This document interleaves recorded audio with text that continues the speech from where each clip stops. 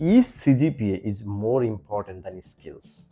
CGPA is entry gate আমি বলবো ফ্রেশারদের জন্য, কারণ ফ্রেশারদের তো কোনো স্কিল থাকে না, কেউ এক্সপেক্ট করবেও না। সো ফ্রেশাররা কিভাবে নিজেদের ওয়ার্কটা জানাবে কোম্পানিকে? জিপিএ। কয়টা জবে অ্যাপ্লাই করার পরে ফার্স্ট ইন্টারভিউটা আপনার আসছিল? আমার আলহামদুলিল্লাহ ফার্স্ট ইন্টারভিউতে আমার জব হয়ে যায়। What was your first interview? তারা কি কি কোয়েশ্চেন আস্ক করছিল? সো আমার ফার্স্ট ইন্টারভিউ অ্যাকচুয়ালি দুইটা রাউন্ড ছিল। একটা ছিল বিহেভিয়ারাল রাউন্ড, একটা ছিল টেকনিক্যাল রাউন্ড। যেটা আমার মোস্ট ইম্পর্টেন্ট কোয়েশ্চেন আমি মনে করি বিগিনারদের জন্য, সেটা হচ্ছে অবজেক্ট ওরিয়েন্টেড প্রোগ্রামিং, ওওপি। এটা নিয়ে কোয়েশ্চেন থাকবেই ফ্রেশারদের জন্য। অ্যাজ এ ফ্রেশার যদি চায় যে আমি জবে অ্যাপ্লাই করব, what would be your suggestion? Don't overthink, just apply. Job searching এর জন্য অনেকগুলো পোর্টাল আছে, আমরা অনেকেই হচ্ছে Indeed, Glassdoor, LinkedIn, lots of sources. So কোন কোন সোর্সগুলোতে মানে স্টুডেন্ট অনেক বেশি ফোকাস করা উচিত? আপনি যেই প্ল্যাটফর্মগুলো বলছেন সবগুলো ইম্পর্টেন্ট, কিন্তু মোস্ট ইম্পর্টেন্ট থিং হচ্ছে ফেস ভ্যালু। এবং সেটার জন্য আপনাকে যেটা করতে হবে, ক্যারিয়ার ফেয়ার যেতে হবে। ইন পার্সন যেসব ক্যারিয়ার ফেয়ার আছে, অ্যাজ মাচ অ্যাজ পসিবল যান। একজন অ্যাসিস্ট্যান্ট সফটওয়্যার ইঞ্জিনিয়ার কত টাকা আর্ন করে, যদি এটার you don't need to mention the exact figure, you can mention a ratio right, between 60 to 70 annually. Upcoming যাদের একটা হোপ আছে, যারা ইউএস আসতে চায়, তারা আসলে কোন মাইন্ডসেটটা নিয়ে তারা আসবে? দুইটা সেফ ফিল্ড হচ্ছে AIML R cyber security.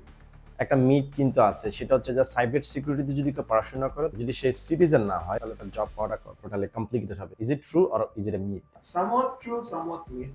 Do you think that the future wars will be driven by more software than weapons? আমরা রিসেন্টলি দেখছিলাম যে ইরানের সাথে যখন একটা ওয়ার হয়েছিল, এআই এর একটা অনেক বেশি হচ্ছে ইমপ্লিমেন্টেশন ছিল।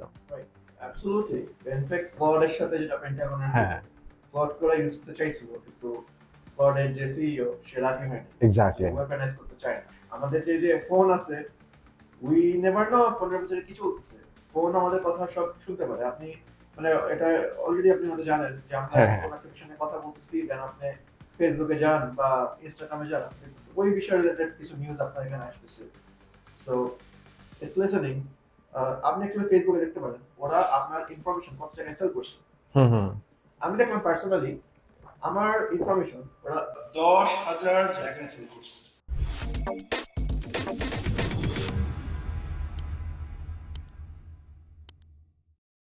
হ্যালো এভরিওয়ান, আসসালামু আলাইকুম।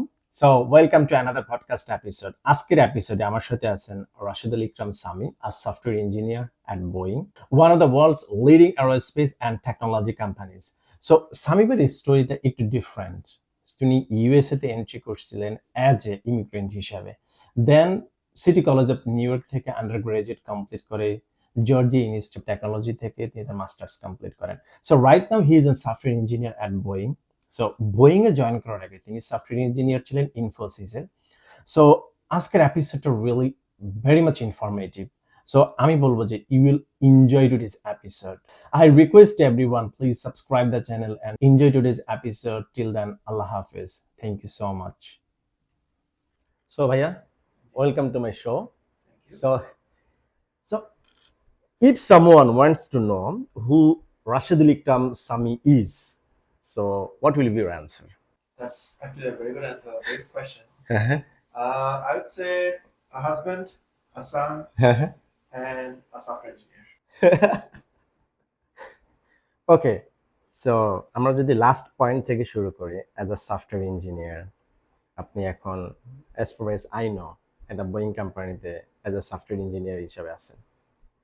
সো যদি বলি যে একদম স্টার্টিং থেকে মানে আপনার বোয়িং কোম্পানিতে অ্যাজ এ সফটওয়্যার ইঞ্জিনিয়ার হিসাবে যখন অ্যাসাইন হওয়ার প্রিভিয়াস হিস্টোরিটা যদি আমরা জানতে চাই, অবভিয়াসলি প্রিভিয়াস হিস্টোরিতে অনেক কিছু স্ট্রাগল আছে। Right. সো এই প্রিভিয়াস হিস্টোরিটা একদম স্টার্টিং থেকে। Sure. এখন প্রিভিয়াস স্টোরি তো অ্যাকচুয়ালি প্রিভিয়াস বলতে অনেক প্রিভিয়াস চলে যাওয়া যেতে পারে, বাট আমি সেখানে পর্যন্ত যাচ্ছি না। আমি যতটুকু নেসেসারি আমি সেটা বলতেছি। তো আমার ইউএস এর জার্নিটা শুরু হয় 2016 সালের জানুয়ারি মাসের 9 তারিখ। ওকে, জানুয়ারি মাসের 9 তারিখ হচ্ছে আমি এই দেশে আসি। তারপরে খুব ট্র্যাজিক একটা ঘটনা ঘটে আমার জীবনে। তার দুদিন পরেই তো আমরা ফুল ফ্যামিলি একসাথে এই দেশে আসছি। আমি, বাবা, মা, আমার বড় ভাই আর আমি, আমরা চারজন একসাথে আসলাম। আহ 11 তারিখে হচ্ছে আমার বাবা এখানে মারা যান, হার্ট অ্যাটাক করলেন। সো অবভিয়াসলি এটা খুব ট্র্যাজিক ছিল, খুবই আহ, মানে একটা কষ্টদায়ক একটা ঘটনা ছিল আমার জন্য, এবং খুবই চ্যালেঞ্জিং ছিল, কারণ একটা নতুন দেশ, নতুন এনভায়রনমেন্ট, তেমন কাউকে চিনি না, সেরকম একটা জায়গায় পরিবারের যে ডিসিশন মেকার, যে মানুষটা সবচেয়ে বেশি রেসপন্সিবল, যে মানুষটা, সে মানুষটা হয়তো চলে গেল। হুম হুম। তো অবভিয়াসলি আমরা একটা অথই সাগরে পড়া যেটা বলে সেটার মধ্যে পড়লাম। ডেফিনেটলি। ফর্চুনেটলি আমার খালা হচ্ছে যিনি আমাদের এখানে এনেছেন, স্পন্সর করেছেন, আহ, উনি আমাদের সাথে ছিলেন আমাদের হেল্প করার জন্য। তো বিভিন্নভাবে আমাদেরকে মেন্টালি বা অন্যান্য সামাজিক শুরুতে দিয়ে তারা আমাদেরকে সাপোর্ট দিলেন। আলহামদুলিল্লাহ সেখান থেকে আমরা আস্তে আস্তে শোকটা কাটিয়ে উঠে, তো সেই শোক থেকে বলে না মানুষ শক্তিতে হুম রূপান্তর হুম। হতে পারে, কাইন্ড অফ সেটাই আমার মধ্যে কাজ করলো যে না, যেহেতু এই দেশে আসছি, আমার বাবা মার একটা স্বপ্ন ছিল যে ছেলেদেরকে হয়তো এখানে এসে আমি ভালো একটা মানুষ বানাতে পারবো, যেটা আমাদের দেশে হয়তো অনেক সুযোগ সুবিধা থাকে না। তো যেহেতু আমি এই দেশে আসছি ওয়ান ওয়ে অ্যানাদার, আমাকে হচ্ছে তাহলে সেই লক্ষ্যে পৌঁছতে হবে যেভাবেই হোক না কেন। তো সেখান থেকে আমি চিন্তা করলাম কিভাবে আমি এখন লেখাপড়াতে ঢুকবো, কিভাবে ব্যাচেলর শুরু করব। আমি হচ্ছে এইচএসসি করে আসছি বাংলাদেশ থেকে। হ্যাঁ, প্রবাবলি আপনার এসএসসি প্রবাবলি গভর্নমেন্ট ল্যাবরেটরি থেকে। রাইট, গভর্নমেন্ট ল্যাবরেটরি থেকে এসএসসি, হ্যাঁ, আমি এইচএসসি। আবার গভর্নমেন্ট ল্যাবরেটরিতে আমার একটা আবার কিছু আমাদের ঢাকা কলেজের পাশে তো আমার আবার ঢাকা কলেজ থেকে হচ্ছে যে আপনার আন্ডার গ্রাজুয়েট করা। সো যেহেতু ঢাকা কলেজের পাশে ঢাকা কলেজের পাশে তো ওই জন্য হচ্ছে আমি ফার্স্ট আপনার প্রোফাইল যখন দেখছিলাম তখন আমি দেখতেছি গভর্নমেন্ট ল্যাবরেটরি মানে তো হচ্ছে তখন একটা মেমোরি চলে আসে। এক্স্যাক্টলি, হ্যাঁ ঢাকা কলেজ গভর্নমেন্ট ল্যাবরেটরি। আমরা ঢাকা কলেজে গিয়ে খেলতাম, হ্যাঁ ফুটবল হ্যাঁ, কিছু করতাম, ঢাকা কলেজের ছেলেরা এসে আমাদের মাঠে খেলতো, এক্স্যাক্টলি। একসাথে খেলতাম। তো এটা একই একটা ইয়াই বলা যায়। হ্যাঁ হ্যাঁ। তো যাই হোক, তো ওখান থেকে আমরা এসএসসি এইচএসসি হচ্ছে নর্ডার থেকে, আর তারপর হচ্ছে তো এখানে আসলাম। ইভেন আরেকটা জিনিস আমি নোটিস করলাম যে গভর্নমেন্ট লাইব্রেরি থেকে মানে মোস্ট অফ দ্য স্টুডেন্টস মনে হয় নটরডেমে চান্স পায় বা নটরডেমে এনরোল হয়। মেইনলি আমাদের টার্গেট দুটো থাকে, ইদার নর্ডার অথবা ঢাকা কলেজ, হ্যাঁ, ইন্টারমিডিয়েটের জন্য। ইন্টারমিডিয়েটের জন্য, রাইট। এখন হচ্ছে এছাড়াও সেন্ট জোসেফে যায়, অনেকে রাজুকে যায়, বাট হুম এমনটা খুব কম, বেশিরভাগই এই দুটো জায়গাতেই টার্গেট করে। হুম হুম। তো আমি আলহামদুলিল্লাহ নর্ডেমে ট্রাই করছিলাম, ওখানে হয়েছিল, আমি ওখানে ঢুকে গেছি। আর এই তো তো তারপরে আবার ব্যাক টু ইউএসএ। আমার হচ্ছে আমি 17 সালে হচ্ছে আমি এখানে কলেজে ঢুকলাম, city College of New York. 17 সালে ঢুকতে হলো কারণ হচ্ছে 16 থেকে 17, 1 বছর একটা গ্যাপ ছিল। এর কারণ হচ্ছে আপনার হচ্ছে 1 বছর ইউএসএ তে থাকতে হবে, আদারওয়াইজ আপনি ফাইন্যান্সিয়াল এটা পাবেন না। আপনার রেসিডেন্সি প্রুফ করতে হবে, প্রুফ করার জন্য 1 বছর থাকতে হবে অ্যাটলিস্ট নিউ ইয়র্কে। তো সেজন্য আমাকে 16 সাল পুরোটা নিউ ইয়র্কে থেকে, তারপর হচ্ছে আমি 17 সালে আমি কিউনিতে ঢুকলাম, কম্পিউটার ইঞ্জিনিয়ারিং। তো মেজর সিলেক্ট করার বিষয়ে একটা মজার স্টোরি আছে। আচ্ছা আচ্ছা। ঠিক মজার কি আমি বুঝতে পারবো না, কারণ হচ্ছে ছোটবেলা থেকে আমার ধ্যান জ্ঞান স্বপ্ন ছিল আমি ডাক্তার হবো। আমি আচ্ছা।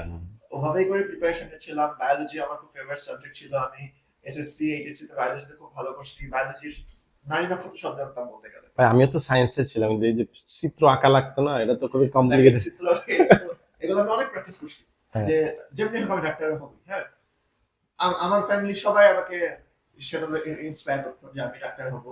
মানে সবাই ধরে নিয়েছিল আমি ডাক্তার হবো। হুম হুম।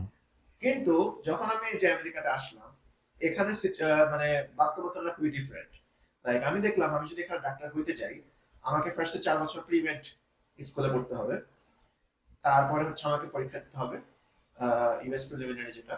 ওটার পরে হচ্ছে আমি হচ্ছে মেড স্কুলে আমাকে ঢুকতে হবে। হুম। মেড স্কুলে আবার 4 বছর, 4 আর 4 8 বছর হইলো।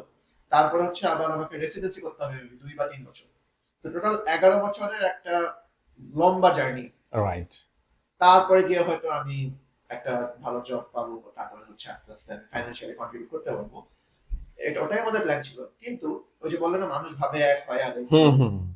Man plan one thing, God has another plan. Exactly. যেহেতু আমার বাবা মারা গেলেন, তো তখন চিন্তা করলাম যে না, এখন আমি যদি 11 বছরের জন্য এরকম একটা এডুকেশনাল লাইনে ঢুকে যাই, আমার স্বাভাবিকভাবে আমার ফ্যামিলিকে সাপোর্ট দিতে হবে, ফাইন্যান্সিয়ালি একটা সাপোর্ট দিতে হবে। যদিও আমার বড় ভাই আছে, আমার বড় ভাই আমাকে অনেক সাপোর্ট দিচ্ছে। তো আমি চিন্তা করলাম যে না, তাহলে আমি ডাক্তারিতে যেতে পারবো না, তাহলে আমাকে অন্য একটা লাইন ধরতে হবে। এখন কি লাইনে ধরা যায়? তো তখন দেখলাম যে তখন তো এটা প্রি চ্যাট জিপিটি বা প্রি এআই যুগ। হুম হুম। তখন দেখলাম যারা সফটওয়্যার ডেভেলপার বা সফটওয়্যার ইঞ্জিনিয়ার, তাদের আলাদা একটা একটা সম্মান আছে, একটা আলাদা মর্যাদা আছে, একটা ভাব আছে, যেটা বলে সবাই যে আমি সুন্দর একটা কোড করতেছি, এটা হচ্ছে মানে কাজ করতেছে, এটা দিয়ে আমার একটা ম্যাজিকের মতো। এক্স্যাক্টলি, মানে মানে কিসে কি করো তুমি? আমি as a software engineer. Exactly. আর এটা আমি বলবো যে একটা ভিজিবল ম্যাজিক, লাইক হ্যাঁ। আমি একটা কোড করতেছি, কম্পিউটারে কিছু জিনিস টাইপ করতেছি, দেন একটা মজাদার একটা কিছু হয়ে যাচ্ছে সামনে, যেটা হুম, মানুষ ইন্টারঅ্যাক্ট করতে পারতেছে খুব তাড়াতাড়ি। তো এইটা দেখে আমার মনে হলো যে ওকে, আমি তাহলে এইটাই আমার মেজর হিসেবে সিলেক্ট করবো। তো সেটা করলাম, কম্পিউটার ইঞ্জিনিয়ারিং ঢুকলাম। তারপরে তো একটা 4 বছরের আমার একটা কোর্স ছিল, এখানে অনেক চড়াই উতরাই সব ছিল, আমার ফাঁকে ফাঁকে পার্ট টাইম জব করতে হয়েছে, সবকিছু করতে হয়েছে। যাই হোক, ওদিকে আর না যাচ্ছি, সবকিছু মিলায় আমার আলহামদুলিল্লাহ 2021 সালে আমি গ্রাজুয়েশন কমপ্লিট করি। আহ, আর গ্রাজুয়েশন কমপ্লিট করার আগেই আমার হচ্ছে বেশ কয়েকটা আমার ইন্টার্নশিপ হয়। আমি আচ্ছা। যখন জুনিয়র থার্ড ইয়ার, তখন থেকে আমি হচ্ছে ইন্টার্নশিপ পেয়ে গেছি। আমি টোটাল 3টা ইন্টার্নশিপ করি। একটা করি হচ্ছে ডিপার্টমেন্ট অফ এডুকেশনের আন্ডারে। তো that was a big one. তো এই সব কিছুই আমাকে দেন হচ্ছে আপনি হচ্ছে আপনার ব্যাচেলর আন্ডার গ্রাজুয়েট কমপ্লিট করেন প্রবলি দা সিটি কলেজ থেকে নিউ রাইট ইয়র্কে। Right okay. Even recently probably আপনি আপনার মাস্টার্স শেষ করছেন জর্জিয়া টেক থেকে। জর্জিয়া, হ্যাঁ। রাইট।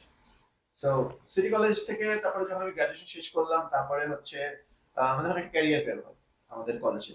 তো আমি ক্যারিয়ার তো ফেয়ার যাই। সিটি কলেজে যখন আপনি এনরোল হন, মানে অ্যাজ এ ইমিগ্রেন্ট হিসেবে তো সিটি কলেজে এনরোল হন। আমি হচ্ছে তখন হচ্ছে ইয়েস, অ্যাজ অ্যান ইমিগ্রেন্ট এবং গ্রিন হ্যাঁ, কার্ড হোল্ডার হিসেবে, নট এক্স্যাক্টলি। International student. হ্যাঁ, গ্রিন কার্ড হোল্ডার হিসেবে আপনি তখন তো তাহলে আপনার টিউশন ফিটা তো খুব কম ছিল।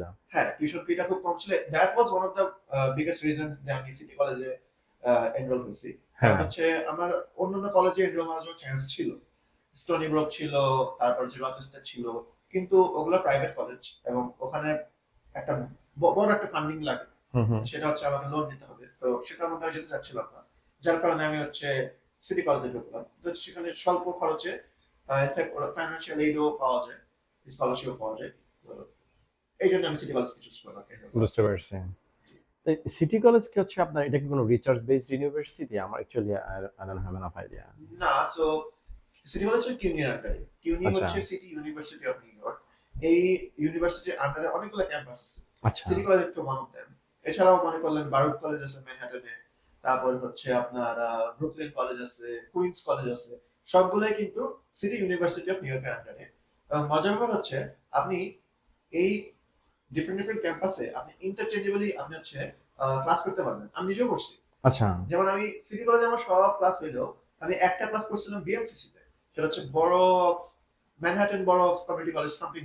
এটা তো একটা গুড ফ্লেক্সিবিলিটি ভেরি স্টুডেন্টদের গুড জন্য। ফ্লেক্সিবিলিটি, কারণ হচ্ছে আমি দেখছিলাম আমার যে ক্লাসটা আমি নিতে চাচ্ছিলাম সময়টা ছিল ফিজিক্স 2। হুম, হুম। তো এই ক্লাসটা আমি নিতে পারতেছিলাম না সিটি কলেজে, কারণ অলরেডি এটা হচ্ছে ফিল আপ হয়ে গেছিল। আর আমি যদি এই সেমিস্টার দিতে না পারি, তাহলে আমার একটা সেমিস্টার এক্সট্রা পড়া লাগবে সিটি কলেজে।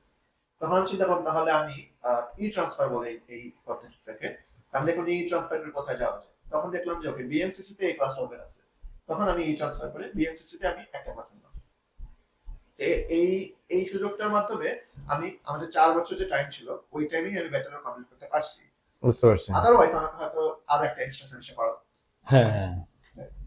তো সিটি কলেজ থেকে ধরেন হচ্ছে আপনার আন্ডার গ্রাজুয়েট করার পরে তারপরে মানে আমি বলবো যে কম্পেয়ার টু F1 এ যারা জেনারেল স্টুডেন্টস,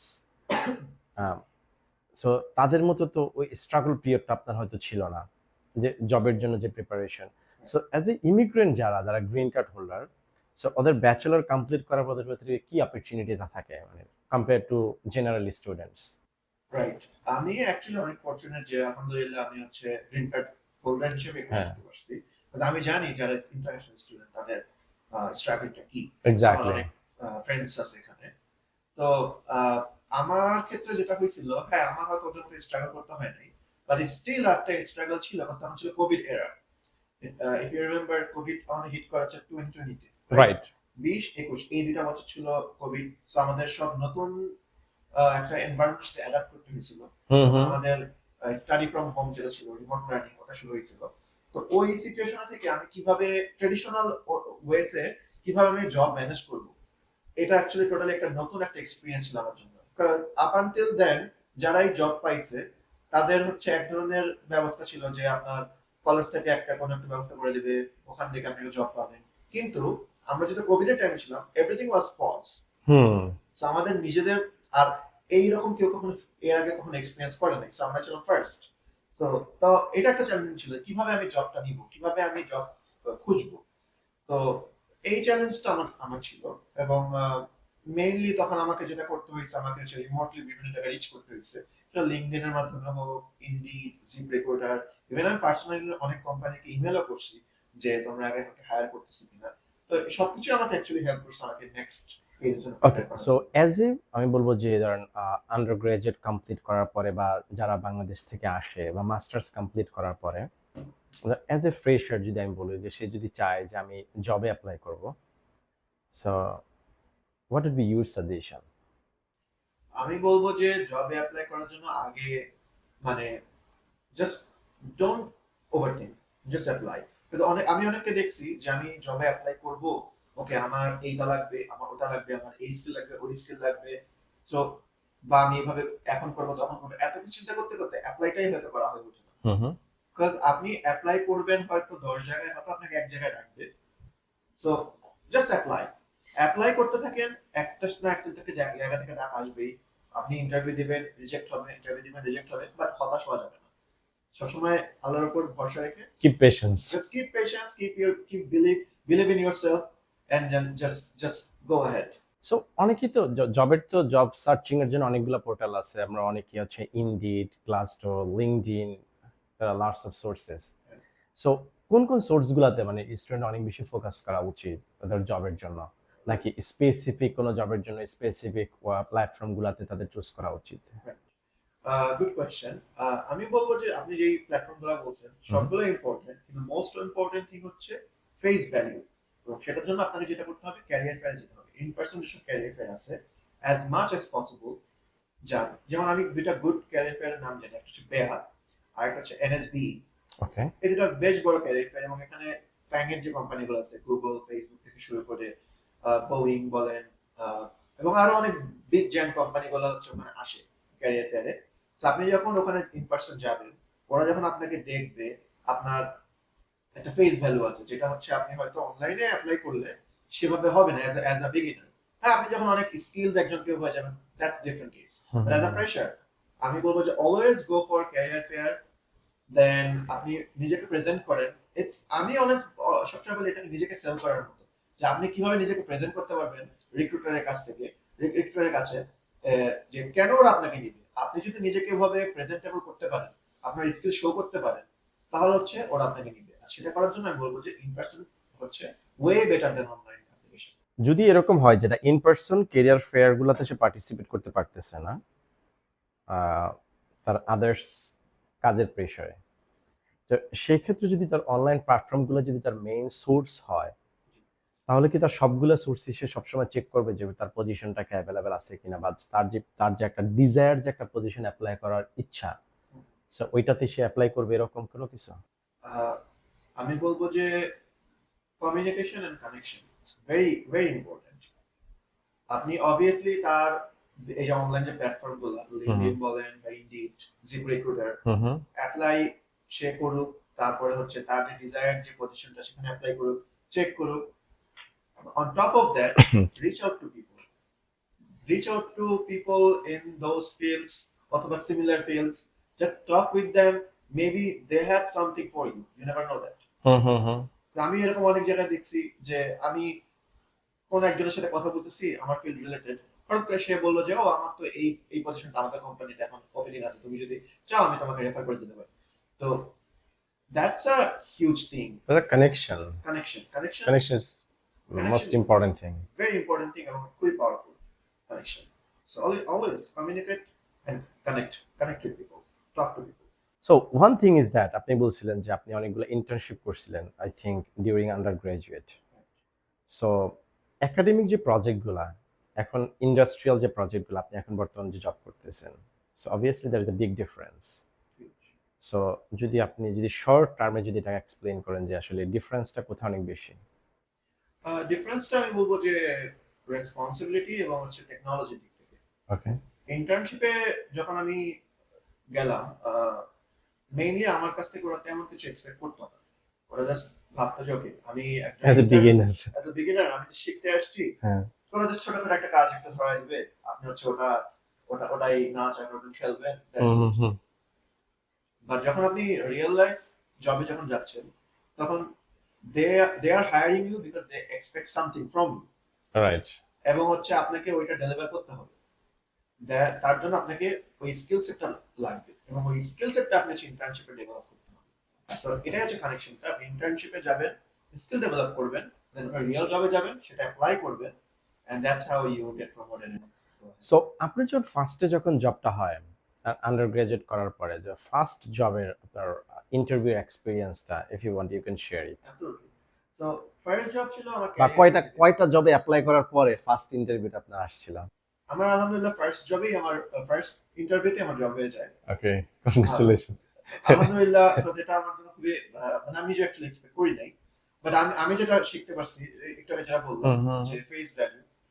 আমার হচ্ছে আমার ভার্সিটিতে এরকম প্রতি বছর ক্যারিয়ার ফেয়ার হয়।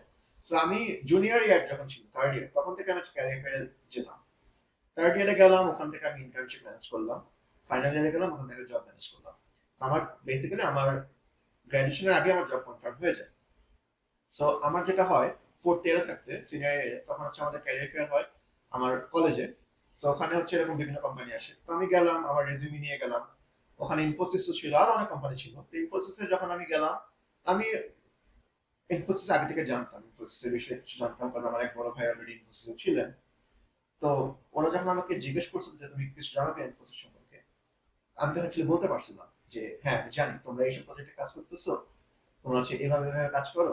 So I think that played maybe a significant role, because হচ্ছে ওরা যখন দেখলো যে okay I know about them, that means I have some interest in them. তো তখন হচ্ছে ওরা আমার রেজুমেটা নিল, এবং তার একদিন পরেই ওরা হচ্ছে আমায় কল করলো যে ওকে তুমি কি একটা ইন্টারভিউর জন্য রেডি হওয়া। Okay sure. তো কিছু ফেস ভ্যালু যেটা বললাম, ইন্টারভিউ এর ইন্টারভিউ চান্স পাওয়াটা অ্যাকচুয়ালি একটা বড় রাইট। বিষয়। লাইক আপনি জব পাবেন কি পাবেন এটা তো পরের বিষয়, আগে হচ্ছে আপনাকে ইন্টারভিউ পর্যন্ত যেতে হবে। অনেক কাছে ইন্টারভিউ ডাকই পায় না। রাইট। ইন্টারভিউ যখন ডাক পেলাম, তখন ভাবলাম যে ওকে তাহলে এখন আমার অলরেডি আমি শর্ট লিস্টেড হয়ে গেছি অনেকজন মাঝখান থেকে। তো এখন হচ্ছে আমি কিভাবে এটাকে ক্র্যাক করবো ইন্টারভিউটা। তারপরে আমার ইন্টারভিউ মানে আপনার প্রিপারেশনটা নেওয়া ঠিক মতো, আমার কিছু টেকনিক্যাল এক্সপার্টিস শো করা ওদেরকে, তারপর হচ্ছে লিড কোড করা অ্যাজ মাচ অ্যাজ পসিবল, এইসব করে তারপর হচ্ছে ইন্টারভিউ।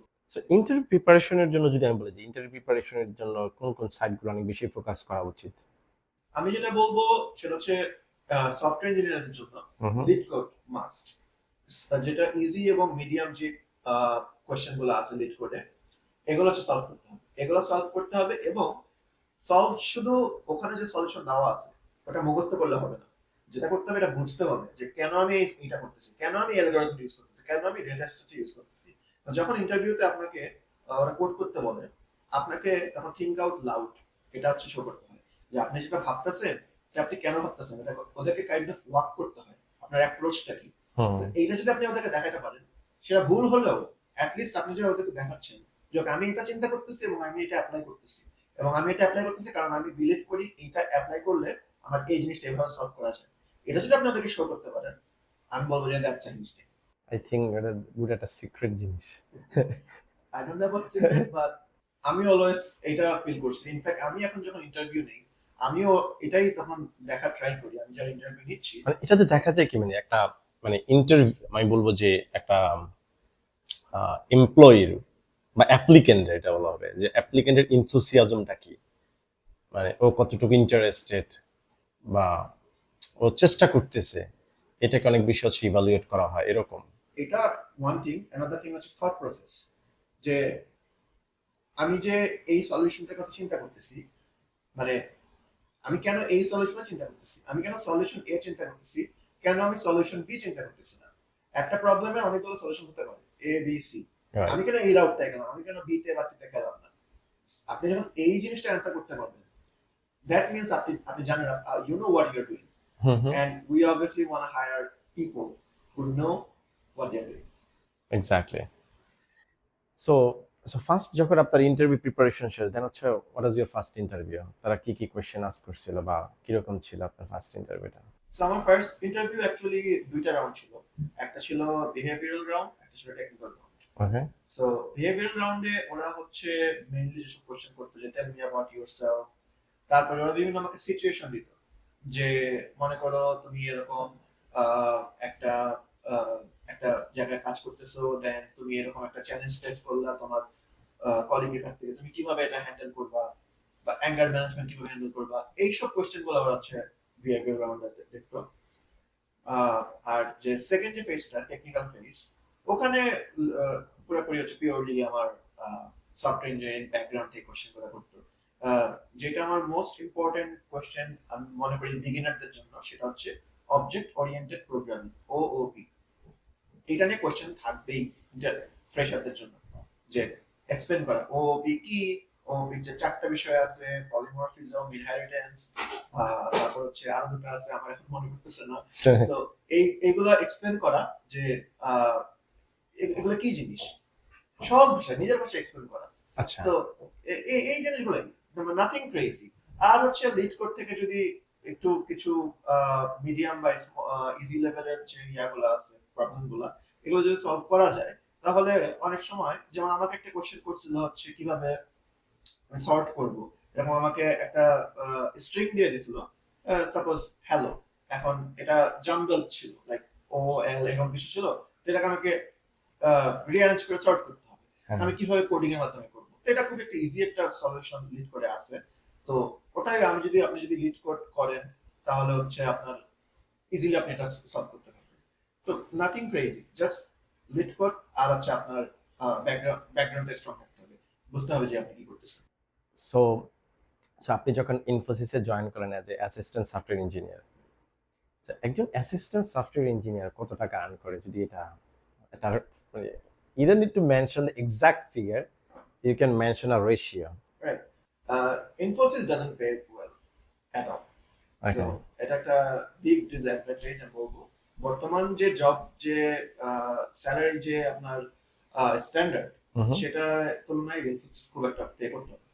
কিন্তু ওরা যেটা করতো, যেভাবে ওরা কম্পেনসেট করতো, ওদের এক্সপিরিয়েন্স দিয়ে ওরা আপনাকে বিভিন্ন প্রজেক্টের সাথে হচ্ছে আহ, পরিচয় করায় দেয়। এবং ইনফোসিসে গিয়ে আমি অ্যাকচুয়ালি অনেক কিছু শিখছি, যেমন আমার এমভিসি মডেল থেকে কাজ করে কিভাবে রিয়েল ওয়ার্ল্ড অ্যাপ্লিকেশন গুলো ডেভেলপ করতে হয়, কাজ করতে হয়, সেটা শিখছি। কিন্তু স্যালারি স্ট্যান্ডার্ডটা খুব একটা ছিল না। আমি বলবো যে between 60 to 70 Annually. Annually, hmm. 60 to 70 K annually. এবং এটা অ্যাকচুয়ালি ম্যাটার করে না আপনি কোন স্টেটে আছেন। লাইক আপনি নিউ ইয়র্কে যেটা পাচ্ছেন, আপনি হয়তো মিজোরিতে সেটাই পাচ্ছেন। Okay. আই ডোন্ট থিংক মিজোরিতে ইনফোসিসের কোনো ইয়া আছে, অফিস আছে, বাট অ্যাট লিস্ট কানেক্টিকাট বা টেক্সাসে আছে। তো ওখানে যেটা পাচ্ছেন নিউ ইয়র্কে আপনি সেটাই পাচ্ছেন। So I don't think it's fair, but it is what it is. Infosys থেকে কেন আপনার বোয়িং কোম্পানিতে আসতে হলো? Money, obviously, one of the biggest reasons. Salary competitive ছিল না ইনফোসিসে। But also আমি চাচ্ছিলাম একটু একটু bigger exposure. Okay. Like Infosys it's good, you get to work with different clients, but হচ্ছে আপনি একটা আপনার মানে একটা সার্কেলের মধ্যেই থাকেন, এর থেকে বেশি রেট রেস। হ্যাঁ, কাইন্ড অফ টাইপ। তো আমি চাচ্ছিলাম যে কিভাবে একটু বিগার এক্সপোজার পাওয়া যায়, একটু একটু ভালো জায়গায় কিভাবে যাওয়া যায়। তো that's mainly the biggest reasons for me to go there. So Boeing কোম্পানিতেও কি হচ্ছে, ওরা যখন আপনার ফার্স্টে যেরকম ইনফোসিসে দুইটা ইন্টারভিউ নেয়, সো বোয়িং কোম্পানিতে কি আপনার দুইটা ইন্টারভিউ ছিল নাকি একটা ইন্টারভিউতে আপনার Going কভার করে actually দিয়েছে? আমার একটাই ছিল, going এর টেকনিক্যাল ইন্টারভিউ নেয় না, আমরা কোনো টেকনিক্যাল ইন্টারভিউ নেই না। গোয়িং পুরোটা হচ্ছে সিচুয়েশন বেসড কোয়েশ্চেন। আচ্ছা। সো গোয়িং এ যেটা হলো, ওটাও একটা ক্যারিয়ার ফেয়ারের মাধ্যমে পেয়েছি। সো আমি যে একটু আগে বলছিলাম বেয়া একটা ক্যারিয়ার ফেয়ার, হুম। তো এটা আমি ওখানে হচ্ছে গেছিলাম বেয়াতে। ওখানে হচ্ছে গোয়িং এর যে বেঞ্চটা ছিল, ওখানে আমি গেছিলাম।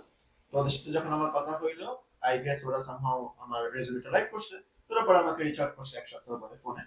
তারপর হচ্ছে আমরা একটা স্কেজুল করলাম, এন্ড দেন ওখানে আমার কোয়েশ্চেন গুলো মেইনলি ছিল হচ্ছে সিচুয়েশন বেসড, ওকে। যে ওই যে অ্যাঙ্গার ম্যানেজমেন্ট, কিভাবে আমি টিমে কাজ করব, তো কিভাবে আমি প্রেশার হ্যান্ডেল করব, এই বিষয়গুলো। কারণ আমি একটা যেটা বুঝলাম, যে টেকনিক্যাল বিষয়টা অ্যাকচুয়ালি গোয়িং এ অত বেশি, অবভিয়াসলি আপনার টেকনিক্যাল ব্যাকগ্রাউন্ডটা লাগবেই, কিন্তু এই জিনিসগুলো অনেক বেশি লাগে গোয়িং এ। কারণ হচ্ছে গোয়িং এত বড় একটা প্রতিষ্ঠান, হুম। এবং এত এত এনশিয়েন্ট একটা প্রতিষ্ঠান, like almost like 80 years or something okay. Going এর বয়স। সো অলরেডি সবকিছু কিন্তু এখানে ডেভেলপ করা। আপনি যে নতুন কিছু মানে নতুন কিছু বানাচ্ছেন না এখানে, অলরেডি ডেভেলপ জায়গায় আপনি জাস্ট অ্যাপ্লাই করতেছেন আপনার নলেজটা। তো এই জন্য ওরা বেশি যেটা ফোকাস করে সেটা হচ্ছে আপনি মানুষের সাথে মিশে কাজ করতে পারবেন না, টিম প্লেয়ার নাকি সিঙ্গেল প্লেয়ার। ও, এই জন্য হচ্ছে ওরা ওরা সিচুয়েশন বেসড কোশ্চেন করে বেশি। তাহলে যদি আমি বলি যে ধরেন টিম ওয়ার্কটা কতটা ইম্পর্টেন্ট অ্যাকচুয়ালি Very- কর্পোরেট লাইফে? Very important. আমি বলবো যে মানে one of the most important thing. আমি এরকম মাল্টিপল টিম অলরেডি কাজ করছি বোয়িং এ। কিছু কিছু টিম আছে এদের মধ্যে কোনো কোলাবোরেশন নেই, কোনো কমিউনিকেশন নেই। আমি একরকম কাজ করতেছি, আমার কলিগ একরকম কাজ করতেছে, ও কি করতেছে আমি জানি না, আমি করতেছি ও জানি না। ইট ওয়ার্কস আউট যখন হচ্ছে we know what we are doing. But as a fresher, as a beginner, যখন আপনি কিছুই জানেন না কোম্পানি সম্পর্কে, আপনাকে এমন একটা এনভায়রনমেন্টে যদি ফালায় দেওয়া হয় যেখানে কেউ আপনাকে হেল্প করতেছে না, আপনাকে বোঝায় দেবে না, আপনার কোনো অ্যান্সার অ্যান্সার মানে কোশ্চেনের কোনো অ্যান্সার করবে না, তাহলে তো আপনি ওখানে গ্রো করতে পারবেন না। রাইট। সো নিজের জন্য না হলেও কোম্পানির স্বার্থে টিম প্লেয়ার হচ্ছে একটা খুবই বড় মানে ইম্পর্টেন্ট থিং। সো আমরা তো জানি যে প্রত্যেকটা কর্পোরেট সেক্টরে কিছু ইনসাইড পলিটিক্স থাকে। সো আপনি কি এই পলিটিক্সটাকে কিভাবে দেখেন বা এই পলিটিক্সটাকে কিভাবে ওভারকাম করা যায়? আলহামদুলিল্লাহ আমার যে টিম, হ্যাঁ। তেমন কোনো পলিটিক্স নাই এখানে। হুম। বাট আমি জানি এরকম অনেক টিমস আছে যেখানে হচ্ছে এরকম পলিটিক্স হয়। তো আমি বলবো যে এটা ওভারকাম করাটা মানে খুব একটা সহজ না। তো যেভাবে এটা করা যেতে পারে, বেসিক্যালি আপনি just do your job and then keep connection with everyone. And যখন আপনি দেখবেন যে okay maybe I have a chance to move somewhere else, just move to a different team. Because maybe আপনার এই টিমে আপনার স্যালারি বেটার, বাট টক্সিসিটি অনেক বেশি হয়তো থাকবে যখন যেখানে পলিটিক্স থাকে। সো আমি অলওয়েজ প্রেফার করি যে পিসফুল এনভায়রনমেন্ট। এনভায়রনমেন্ট, ওয়ার্ক লাইফটা যাতে ভালো হয় সেটা। So after joining Boeing company, অথবা আমি যদি বলি যে what surprised you most after joining Boeing company? আমি বলবো যে যে এত বড় একটা কোম্পানি, ওকে। কিন্তু মানে এখানে যে মানে এখানে ডাইভার্সিফিকেশনটা যে এত এত বেশি, সেটা আমি অলওয়েজ এক্সপেক্ট করছি যে বোয়িং হচ্ছে একটা mostly American company, so maybe এখানে ডাইভার্স পিপল এরকম থাকবে না, ডাইভার্স ব্যাকগ্রাউন্ড এরকম থাকবে না। বাট দেখলাম যে যেটা আমি দেখলাম যে এমন কোনো কালচারের মানুষ মনে হয় নাই যাকে আমি বোয়িং এ দেখিনি। একদম সব কালচারের মানুষ আছে, and that actually helps because they bring their experience from their homeland, and that actually really works out for Boeing. That's what I believe. So আমরা যখন হচ্ছে ধরেন কোনো বোয়িং কোম্পানির নাম যখন আমরা ফার্স্টে শুনি, সো আমাদের একটা মাইন্ডে চলে আসে যে এয়ারপ্লেন লাইক দ্যাট। সো যারা সফটওয়্যার ইঞ্জিনিয়ার, যারা বোয়িং কোম্পানিতে যারা জব করে, সো তাদের রোলটা অ্যাকচুয়ালি কি? মানে আপনাদের যদি আমি বলি যে স্পেসিফিক যে রোলগুলো আপনাদের প্লে করতে হয় কন্টিনিউয়াসলি, সেগুলা কি? So আমি পার্সোনালি কাজ করেছি বিডিএস এ, বোয়িং ডিফেন্স সেক্টর যেটা। আমাদের কাজগুলো হচ্ছে সফটওয়্যার ইঞ্জিনিয়ার হিসেবে কিভাবে যে আপনার যে প্লেনের ভিতরে যে ককপিটটা আছে, হ্যাঁ, ওকে। তখন আপনার একটা GUI আছে, গ্রাফিক্যাল ইউজার ইন্টারফেস যেটা। তো আপনি এই বাটনটা প্রেস করলে আপনার ডিসপ্লেতে এই জিনিসটা আসবে। এটা কেন আসে? সো এটা সফটওয়্যার ইঞ্জিনিয়ার এবং হার্ডওয়্যার ইঞ্জিনিয়ারদের কাজ।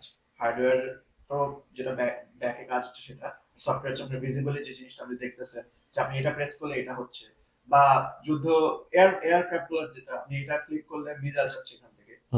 তো এই যে আপনার অ্যাকুরেসিটা, মিসাইলটা যখন যে হিট করবে, ক্যালকুলেশনটা, এগুলো সব সফটওয়্যার ইঞ্জিনিয়ার করে। এখন যদি আপনি ডিফারেন্স, অলরেডি তো আপনি একটা, আমি বলবো যে জেনারেল একটা কোম্পানিতে as a assistant software engineer হিসেবে জব করছিলেন, দেন হচ্ছে বোয়িং কোম্পানিতে একজন সফটওয়্যার ইঞ্জিনিয়ার। যদি আপনাকে বলা হয় যে আপনি কম্পেয়ার করতে হবে, you have to compare software engineer at Boeing company to other companies like the Infosys, Meta, Google and others. Meta আর গুগলে তো আমার জব করার এখন অপরচুনিটি হয় নাই, মেবি ইনশাআল্লাহ ওয়ান ডে। বাট আমি যেটা বলবো যে টেকনোলজি, বোয়িং এর ক্ষেত্রে যেটা এটা একটা ড্রব্যাক, মেজর ড্রব্যাক, আমাদের টেকনোলজি অনেক older, because it was develop in the 1950s or 60s। So তখন ছিল, তখন মানে যেসব ল্যাঙ্গুয়েজ এটা ডেভেলপ করা হয়েছে, পরবর্তীতে গিয়ে হয়তো এটাকে সি প্লাস প্লাস এগুলাতে হচ্ছে একটু ডেভেলপ করা হয়েছে। ওরা কি এটাকে আপডেট করে না এরকম? আপডেট করা অ্যাকচুয়ালি খুবই খুবই কঠিন, কারণ হচ্ছে smart that is a huge industry. আপনি এটা আপডেট করতে যেই পরিমাণ এক্সপেন্স মানে দরকার, সেটা অ্যাকচুয়ালি ওয়ার্থ না। ও মাই সো গড। বাট স্টিল আমরা যেটা করতেছি, আমরা এখন রিসেন্টলি আমরা ক্লাউডে মুভ করছি। So that's a good one. আমরা এখন এআই নিয়ে কাজ করতেছি। So that's a major upgrade আমি বলবো। আদার দেন দ্যাট, মেটা অথবা গুগল বা ইভেন ইনফোসিস, আপনার হচ্ছে মডার্ন টেকনোলজিটা আপনি অনেক বেশি ইউজ করতে পারবেন। আপনি রিয়াক্ট নিয়ে কাজ করতে পারবেন, নোড.জেএস নিয়ে কাজ করতে পারবেন, ফ্লাটার, এগুলা ফান ল্যাঙ্গুয়েজ এগুলা। বোয়িং এর ক্ষেত্রে মোস্টলি আমরা যেটা ইউজ করি সি প্লাস প্লাস, ডেভসেপস এর জন্য maybe C sharp and Python. So initially যারা সফটওয়্যার ইঞ্জিনিয়ার হইতে চায়, যাদের মাইন্ডসেট থাকে যে I will be a software engineer one day, তো তাদের আসলে কোথা থেকে শুরু করা উচিত, বা আমি যদি বলি যে তাদের মাইন্ডসেটটা আসলে কি রাখা উচিত? সো আমি যেটা খেয়াল করছি, আমাদের এখানে একটু ডিপে যেতে হবে। আমাদের মানে বাংলাদেশের হ্যাঁ, হ্যাঁ। আমাদের এডুকেশন সিস্টেমটা, আমি জানি না এখন কিরকম আছে, বাট আমি অ্যাটলিস্ট যখন লেখাপড়া করছি, আমাদের এটা এই ইন্ডাস্ট্রির জন্য কম্পেটেবল না। যেমন আমরা ছোটবেলা থেকে কিন্তু ফিজিক্স কেমিস্ট্রি পড়ে আসি একদম স্কুল লাইফ। রাইট। কিন্তু আমরা যে আমি যখন কলেজে পড়ি, ক্লাস 11 এ পড়ি, তখন হচ্ছে আমি ফার্স্ট আইটি একটা আমাদের সাবজেক্ট হয়েছিল। তখন আমি ফার্স্ট টাইম বুঝতে পারছি, ও আচ্ছা, মানে খুবই সামান্য একটা নলেজ পেয়েছিলাম একাডেমিক ক্ষেত্রে। ভার্সেস এখানে যারা লেখাপড়া করতেছে, ওরা মানে ফিফথ গ্রেড সিক্স গ্রেড থেকে হচ্ছে ওরা কিন্তু এই এক্সপোজারটা পায় আইটির সাথে বা সফটওয়্যার এক্স্যাক্টলি। সাথে। So that's a huge thing. আমি মনে করি যে আমাদের এডুকেশন সিস্টেমটাকে রিএভালুয়েট করতে হবে, কিভাবে সফটওয়্যার রিলেটেড জিনিসগুলোকে আরো আগে থেকে আনা যায় এটা দেখতে হবে। তারপরে এখন কেউ যদি শুরু করতে যায় অ্যাজ আ ফ্রেশার, আমি বলবো যে এডুকেশন সিস্টেম তো সে তো চেঞ্জ করতে পারবে না, এটা তো তার হাতে নেই। তার হাতে যেটা আছে, সে নিজেকে হচ্ছে কিভাবে চেঞ্জ করতে পারে, সেটা হচ্ছে ডে ওয়ান থেকে আপনাকে হচ্ছে ডেডিকেটেড থাকতে হবে যে আমি যে লেখাপড়া করতেছি সফটওয়্যার ইঞ্জিনিয়ার হওয়ার জন্য বা সফটওয়্যার ডেভেলপার হওয়ার জন্য, আমাকে বুঝতে হবে আমি কেন করতেছি। আমি যে একটা লাইন কোড লিখতেছি, আমি কেন এই লাইন কোডটা লিখলাম, এই প্রতিটা লাইনের প্রতিটা অর্থ জানতে হবে, প্রতিটা শব্দের অর্থ জানতে হবে যে এটা দিয়ে কি বোঝায়, এটা দিয়ে কি বোঝায়, এটা দিয়ে কি বোঝায়, আমি কেন এটা লিখলাম, আমি কেন অন্যটা লিখলাম। আমাদের ব্যাকগ্রাউন্ডটা বুঝতে হবে, আমাদের বুঝতে হবে যে আমি কেন এই অ্যালগরিদম ইউজ করতেছি, আমি কেন এই ডেটা স্ট্রাকচার ইউজ করতেছি। আপনার নলেজটা ক্লিয়ার করতে হবে। আফটার দ্যাট আপনাকে হচ্ছে এটা অ্যাপ্লাই করতে হবে। অ্যাপ্লাই করার জন্য আমি যেটা আগে বললাম যে আপনাকে সেকেন্ড ইয়ার থেকে শুরু করে দেন লিড কোড করতে থাকেন। আপনি যতক্ষণ না নিজে থেকে কোড করবেন, কোড কেউ কাউকে শেখাতে পারেন। আপনি ইউটিউব ভিডিও অনেক দেখতে থাকবেন, টিচার অনেক কিছু বলবে, আপনি এক লাইনে কোড লিখতে পারবেন না যতক্ষণ না পর্যন্ত আপনি নিজে ট্রাই না করবেন। এক্স্যাক্টলি। আমি অ্যাকচুয়ালি রিয়েল এক্সাম্পল, আমি উইটনেস বলতে পারেন, আপনি real witness. Absolutely. Because you have to get your hands dirty, যেটা সত্যি কথা। তো সেটা সবচেয়ে বেস্ট ওয়ে হচ্ছে লিড কোড করেন। তারপরে হচ্ছে নিজে নিজে কোনো প্রজেক্ট করেন, আপনি একটা নিজের একটা ওয়েবসাইট বানান, পার্সোনাল একটা ওয়েবসাইট বানান, একটা ফান কিছু করেন, একটা ফান গেম বানান। মানে সবসময় আনন্দের সাথে কিভাবে শেখা যায় হ্যাঁ, হ্যাঁ। এটা ট্রাই করতে হবে। তা আপনি যখন আপনি কোনো জায়গায় কখনো এস্টাবলিশ হতে পারবেন না যতক্ষণ না পর্যন্ত আপনি ওই জবটা লাইক করেন। এক্স্যাক্টলি। So, আপনাকে এনজয় করতে হবে, লাইক করতে হবে। আর সেটা যদি আপনি করতে না পারেন, তাহলে আপনাকে বুঝতে হবে যে this is not your field, maybe আপনি অন্য কোনো একটা ফিল্ডে যেতে হবে। সো আমি একটা জিনিস, যেহেতু বাংলাদেশে এডুকেশন সিস্টেম নিয়ে কথা উঠছে, ধরেন আপনি তো আমি বলবো যে খুব রিনাউন্ড দুইটা ইনস্টিটিউশন থেকে বাংলাদেশ থেকে আপনি পড়াশোনা শেষ করে আপনি ইউএস আসছেন। Number 1 government laboratory, number 2 Notre Dame college. So আমি যদি আপনাকে বলি যে you have to show 3 reasons behind this, আমি বলবো যে আনকম্পিটিটিভ এডুকেশন, আমাদের এডুকেশন সিস্টেমটা আসলে কম্পিটিটিভ না, ঠিক আছে? So what will be your 3 reasons? কেন competitive? হ্যাঁ। আমি বলবো এক নম্বর হচ্ছে ল্যাক অফ ক্রিটিক্যাল থিঙ্কিং। আমাদের এডুকেশন সিস্টেমে ক্রিটিক্যাল থিঙ্ক করার যে ক্যাপাবিলিটিসটা, ওইটা ডেভেলপ করা হয় না। আমরা ছোটবেলা থেকেই একটা গদ বাঁধা সিস্টেমে লেখাপড়া করে আসছি, মুখস্থ করে কি পরীক্ষায় লিখে দিয়ে আসি। কেন করতেছি? আমার বাপ দাদার আমলে যেটা হয়েছে সেটা এখন পর্যন্ত চলতেছে। মানে রচনা দেখা গেছে যেভাবে মুখস্থ একটা বিষয়, সব মেমোরাইজিং পাওয়ারটাকে হচ্ছে ডেভেলপ করা হয়। হ্যাঁ কিন্তু এই যে একটা জিনিস কখনো আমাদের কোশ্চেন, আমাদের বাংলাদেশের কখনো এই কোশ্চেন গুলো হয় না যে তুমি কি চিন্তা করো এই বিষয়টা নিয়ে, অ্যানালাইজিং যে পাওয়ারটা, ক্রিটিক্যাল একটা থিঙ্কিং যে ডেভেলপ হবে ছোটবেলা থেকে, এই জিনিসটা একদম নাই। সেটা খুবই ইম্পর্টেন্ট। এই বর্তমান যুগে যে কম্পিটিটিভ যে ওয়ার্ল্ড, সেইখানে যদি টিকে থাকতে হয় জবের জন্য, আপনাকে ক্রিটিক্যাল থিঙ্কিং করতে হবে। সো ক্রিটিক্যাল থিঙ্কিং করার জন্য আমাদের এডুকেশন সিস্টেমটাকে নতুন ভাবে রিহ্যাবিলিট করতে হবে। আরেকটা যেটা বলা যেতে পারে যে কেন আমাদের আহ, দেশের এডুকেশন সিস্টেম কম্পিটিটিভ না, আহ, সেটা হতে পারে আমাদের স্কুল একটা ইনস্টিটিউশন, এটার পাশাপাশি কোচিং, প্রাইভেট টিউটরিং বিজনেস। একটা বিজনেস। সো এটা অলওয়েজ নিড টু বি, এটা হচ্ছে একটা হেল্পের জন্য। হ্যাঁ, আমি মেবি আমি ভালো করতে পারতেছি না স্কুলে, আমি হচ্ছে এই জন্য হয়তো একটু হেল্প লাগবে আমার, এই জন্য আমি টিউটরিং এ যাবো, কিন্তু I must go to the tutors, otherwise আমাকে পরীক্ষা ভালো মতো দেওয়া হবে না। এইটা যখন হয় তখন আপনি এগুলো ওখানে কিন্তু শিখতে যাচ্ছেন না, আপনি জাস্ট পরীক্ষায় ভালো নাম্বার করার জন্য যাচ্ছেন। So that's another thing we need to really really solve this problem. আর বাংলাদেশের প্রেক্ষাপটে আমি নিজেও যেটা ফেস করে আসছি, স্টুডেন্টদের একটাই লাইফ থেকে, সকালবেলা থেকে ওঠার পর থেকে ঘুম থেকে যাওয়া পর্যন্ত খালি পড়ালেখা পড়ালেখা পড়ালেখা। That's bad. আমাদের সবকিছু থাকতে হবে, খেলাধুলা করতে হবে, মাইন্ড রিক্রিয়েশনের জন্য এটা খুবই দরকার।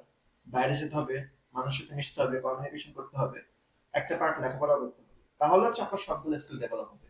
আপনি যখন একই জিনিস বারবার বিভিন্ন জায়গায় করতেছেন কিন্তু কোনো ফ্রুটফুল রেজাল্ট পাচ্ছেন না, তার মানে আপনার সিস্টেমে সমস্যা আছে। সো আমি বলবো যে এই তিনটাই মেইনলি। সো আরেকটা জিনিস যদি বলি যে আপনি আমাদের দেশে বর্তমানে আমি যদি বলেন স্টুডেন্ট পলিটিক্স এর জন্য হচ্ছে স্টুডেন্টস গুলা কি অনেক, আমি বলবো যে মিসলিড হচ্ছে না? Absolutely.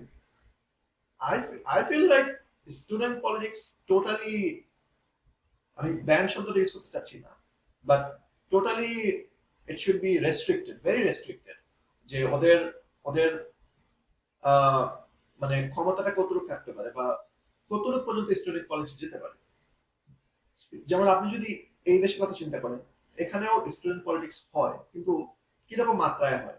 এখানে স্টুডেন্ট প্রেসিডেন্ট থাকে, স্টুডেন্ট কাউন্সিল থাকে, স্টুডেন্টদের কোনো দাবি দেওয়া থাকলে ওরা কাউন্সিলে বলে, কাউন্সিল গিয়ে হচ্ছে ইউনিভার্সিটি বা কলেজের যে বোর্ড মেম্বার আছে তাদের সাথে কথা বলে দাবি দেওয়া পেশ করে, দ্যাটস ইট। এখানে কেউ ভাঙচুর করতেছে না, কেউ রোড ব্লক করতেছে না, এক্সাম বাতিল করতেছে না, হল বাণিজ্য এগুলো কিন্তু নাই। হুম হুম।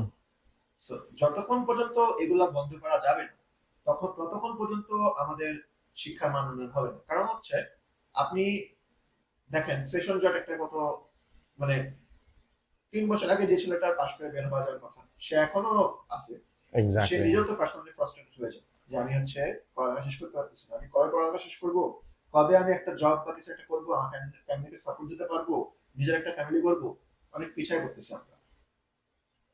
সো অবভিয়াসলি স্টুডেন্ট পলিটিক্স, এটা একটা লিমিট থাকতে হবে, এটার উপরে একটা ফোকাস করতে হবে যে আহ, কিভাবে এটাকে রিএভালুয়েট করে আমাদের দেশের উন্নয়নের জন্য ব্যবহার করা যায়, ভার্সেস এখন যেসব করাপশন হচ্ছে, হল বাণিজ্য থেকে শুরু করে এগুলা কিভাবে বন্ধ করা যায়। ওকে, যারা হচ্ছে ধরেন বর্তমানে যারা হচ্ছে সিএসসি স্টুডেন্ট বাংলাদেশে যারা পড়াশোনা করতেছে বা যারা সফটওয়্যার ইঞ্জিনিয়ার হওয়ার জন্য যারা অনেক বেশি স্ট্রাগল করতেছে, সো আমি বলবো যে যদি তাদের একাডেমিক তো তারা তাদের চেঞ্জ করতে পারবে না, তাদের একাডেমিক যে লাইফটা, কারণ এটা তো অলরেডি সেট আপ করা বিভিন্ন ইনস্টিটিউশন থেকে।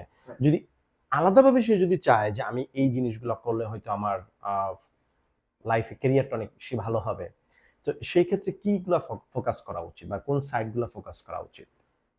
রাইট। সো আমি যেটা বলবো, বাংলাদেশের প্রেক্ষাপটে আহ, আমি বলবো যে আপনি রিচ আউট করেন দেশের বাইরের বিভিন্ন ইনস্টিটিউশনে। আপনি দেখেন ওখানে কিভাবে পড়ালেখাটা হচ্ছে। এখন হচ্ছে মডার্ন যুগ, মোবাইলের যুগ, ইন্টারনেটের যুগ, everything is available in YouTube অথবা হচ্ছে অন্যান্য ওয়েবসাইট আছে। ইউটিউবে যান, ওখানে দেখেন কিভাবে বাইরের দেশে পড়ানো হচ্ছে, ওখানে থেকে নলেজটা গেইন করেন।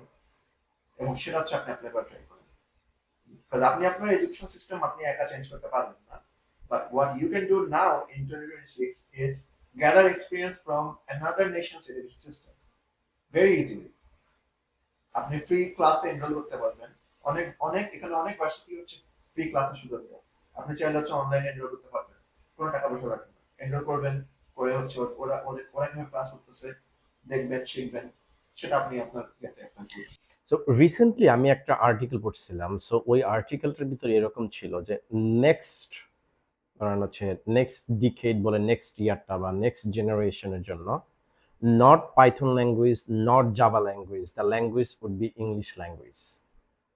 সো পরে হচ্ছে আর্টিকেলটার ভিতরে মানে এটার ডিসক্রিপশনটা এরকম ছিল যে আপনি এখন এআইটা ইউজ করতে পারতেছেন, এআর বিভিন্ন প্রম্পট ইউজ করতে পারতেছেন। If you don't know English, so you can write it, even you can do thinking critically, you can do anything else. এখন আপনি হচ্ছে গুগল থেকে যাবেন, ট্রান্সলেট করবেন, তারপর আবার প্রম্পট লিখবেন, ইটস নট পসিবল। সো এখন ধরেন হচ্ছে যদি অ্যাজ এ সফটওয়্যার ইঞ্জিনিয়ারের জন্য কোন পাইথন, কোন টুলটা, মানে যদি আমি বলি যে এআই টুলটা যদি আমরা ফোকাস করি, এখন তো এআই চ্যাট জিপিটি আছে, ক্লাউড আছে এন্ড আদার্স।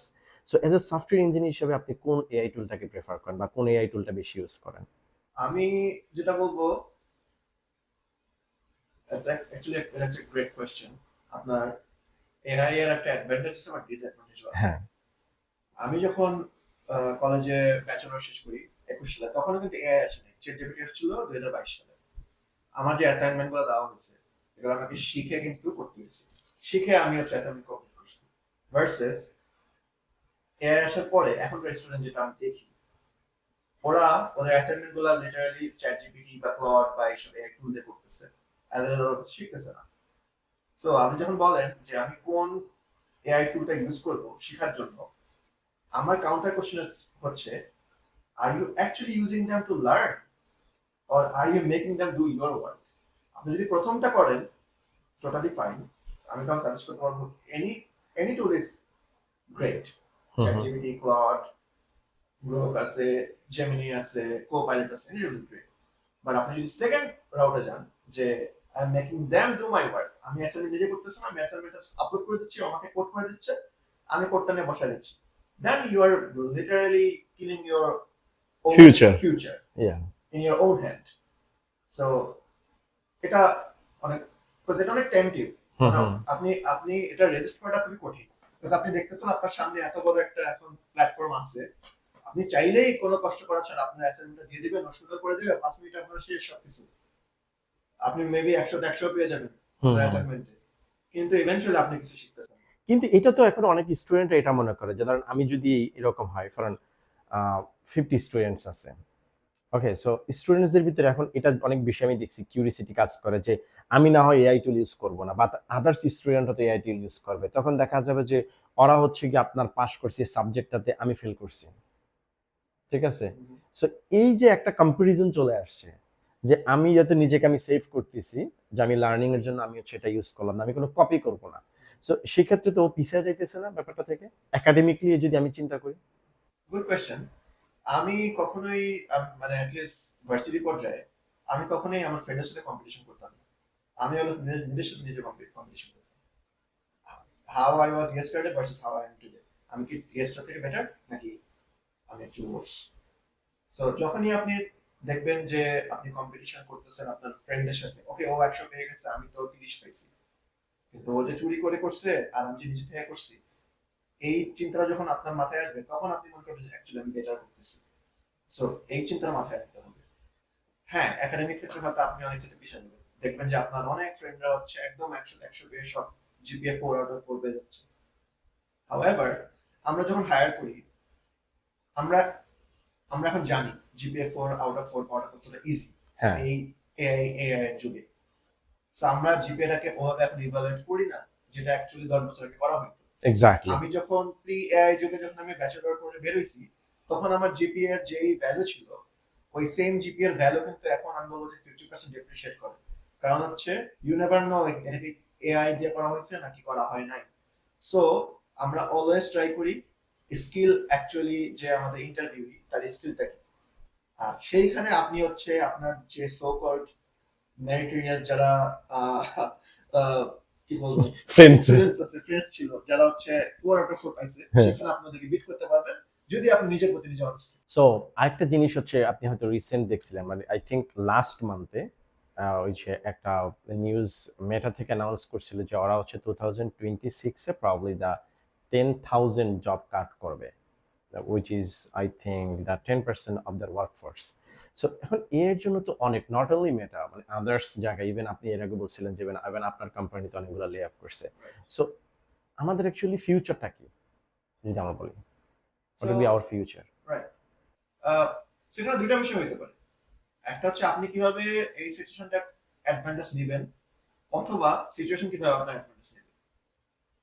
আপনি যদি এই সিচুয়েশন অ্যাডভান্টেজ নিতে চান, তাহলে আপনাকে হচ্ছে প্রুফ করতে হবে আপনার ভ্যালুটা কি।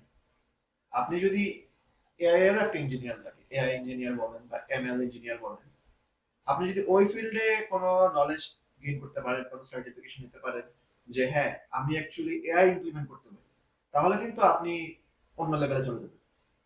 ভার্সেস আপনি যদি ট্রেডিশনাল সফটওয়্যার ডেভেলপার হন, যেই কাজটা এআই দিয়ে রিপ্লেস করা যায়, তাহলে কিন্তু আপনাকে ওরা রিপ্লেস করবে। So, আপনি কি আপনার ভ্যালুটাকে শো করতে পারবেন কিনা, এটাই হচ্ছে মানে আপনি কি টিকে থাকবেন কি থাকবেন না, সেটা সেটা সেই বিষয়টা। সো টেকনোলজির সাথে আপনাকে অ্যাডাপ্ট করতে হবে। সো এখন যদি আমি বলি যে ধরেন হচ্ছে আপনার বোয়িং কোম্পানিগুলাতে, কারণ এআই যেভাবে হচ্ছে আপনার ওরা এআইটাকে ইমপ্লিমেন্টেশন করতেছে, সো এটার আসলে ফিউচারটা তাহলে কি হবে? আমরা অলরেডি এআই নিয়ে কাজ করতেছি। সো এখন যেই পর্যায়ে আছে, এআই যেটা করতে পারতেছে, এআই হয়তো একটা বয়লার টেমপ্লেট বা বয়লার কোড হচ্ছে করবে, হয়তো খুব ইজি ক্রাড অ্যাপ্লিকেশন যেগুলো এগুলো আছে ডিপ্লয় করতে পারবে।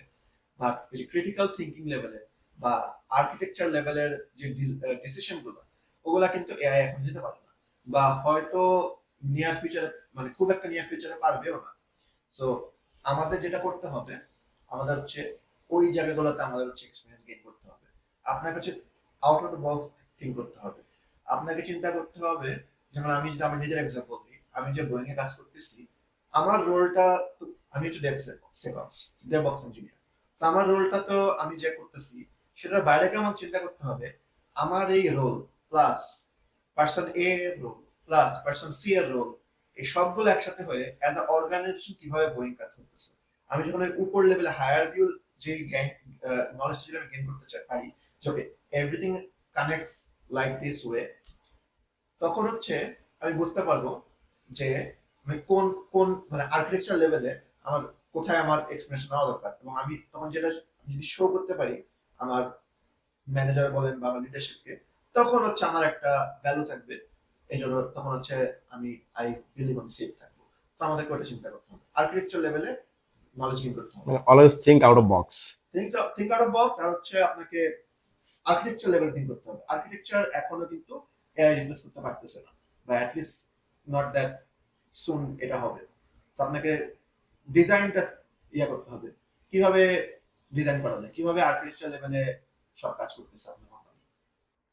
সব বাংলাদেশ থেকে ধরেন আপনি আসার পরে এখানে মোস্ট অফ দ্য যারা পিপল আছে বা স্টুডেন্টস, তারা যে প্রবলেমগুলো ফেস করে, ধরেন আমি বলবো যে একাডেমিকলি যারা যে প্রবলেমগুলো ফেস করে, যে আমি যে সাবজেক্টটাতে পড়াশোনা করতেছি এই সাবজেক্টটা আসলে কি স্টেম প্রোগ্রাম কিনা বা নন স্টেম, তারপরে আমি কি আসলে জব পাবো কি পাবো না। সো ওভারঅল তাদের ভিতরে অনেক বেশি ফ্রাস্ট্রেশন কাজ করে। Even present situation is totally different, কারণ এখন হচ্ছে ওপিটি স্টেম ওপিটি থাকবে কি থাকবে না, এটা নিয়ে অনেক কন্ট্রোভার্সি ক্রিয়েট করতেছে। সো এখন যদি আমি বলি যে ধরেন যারা আপকামিং, যাদের একটা হোপ আছে, যারা ইউএস আসতে চায়, ঠিক আছে, তারা আসলে কোন মাইন্ডসেটটা নিয়ে তারা আসবে? তারা কি হচ্ছে কি আইটি বেসড থাকবে, সফটওয়্যার ইঞ্জিনিয়ার বা এইরকম ক্যাটাগরিতে, নাকি তারা হচ্ছে এআই ইমপ্লিমেন্টেশন কিভাবে করা যায় এআই নলেজটাকে তারা জেনারেট করবে before coming to USA? Right, আমি বলবো যে সফটওয়্যার ইঞ্জিনিয়ারিং যে এক্সপার্টিস, ওকে।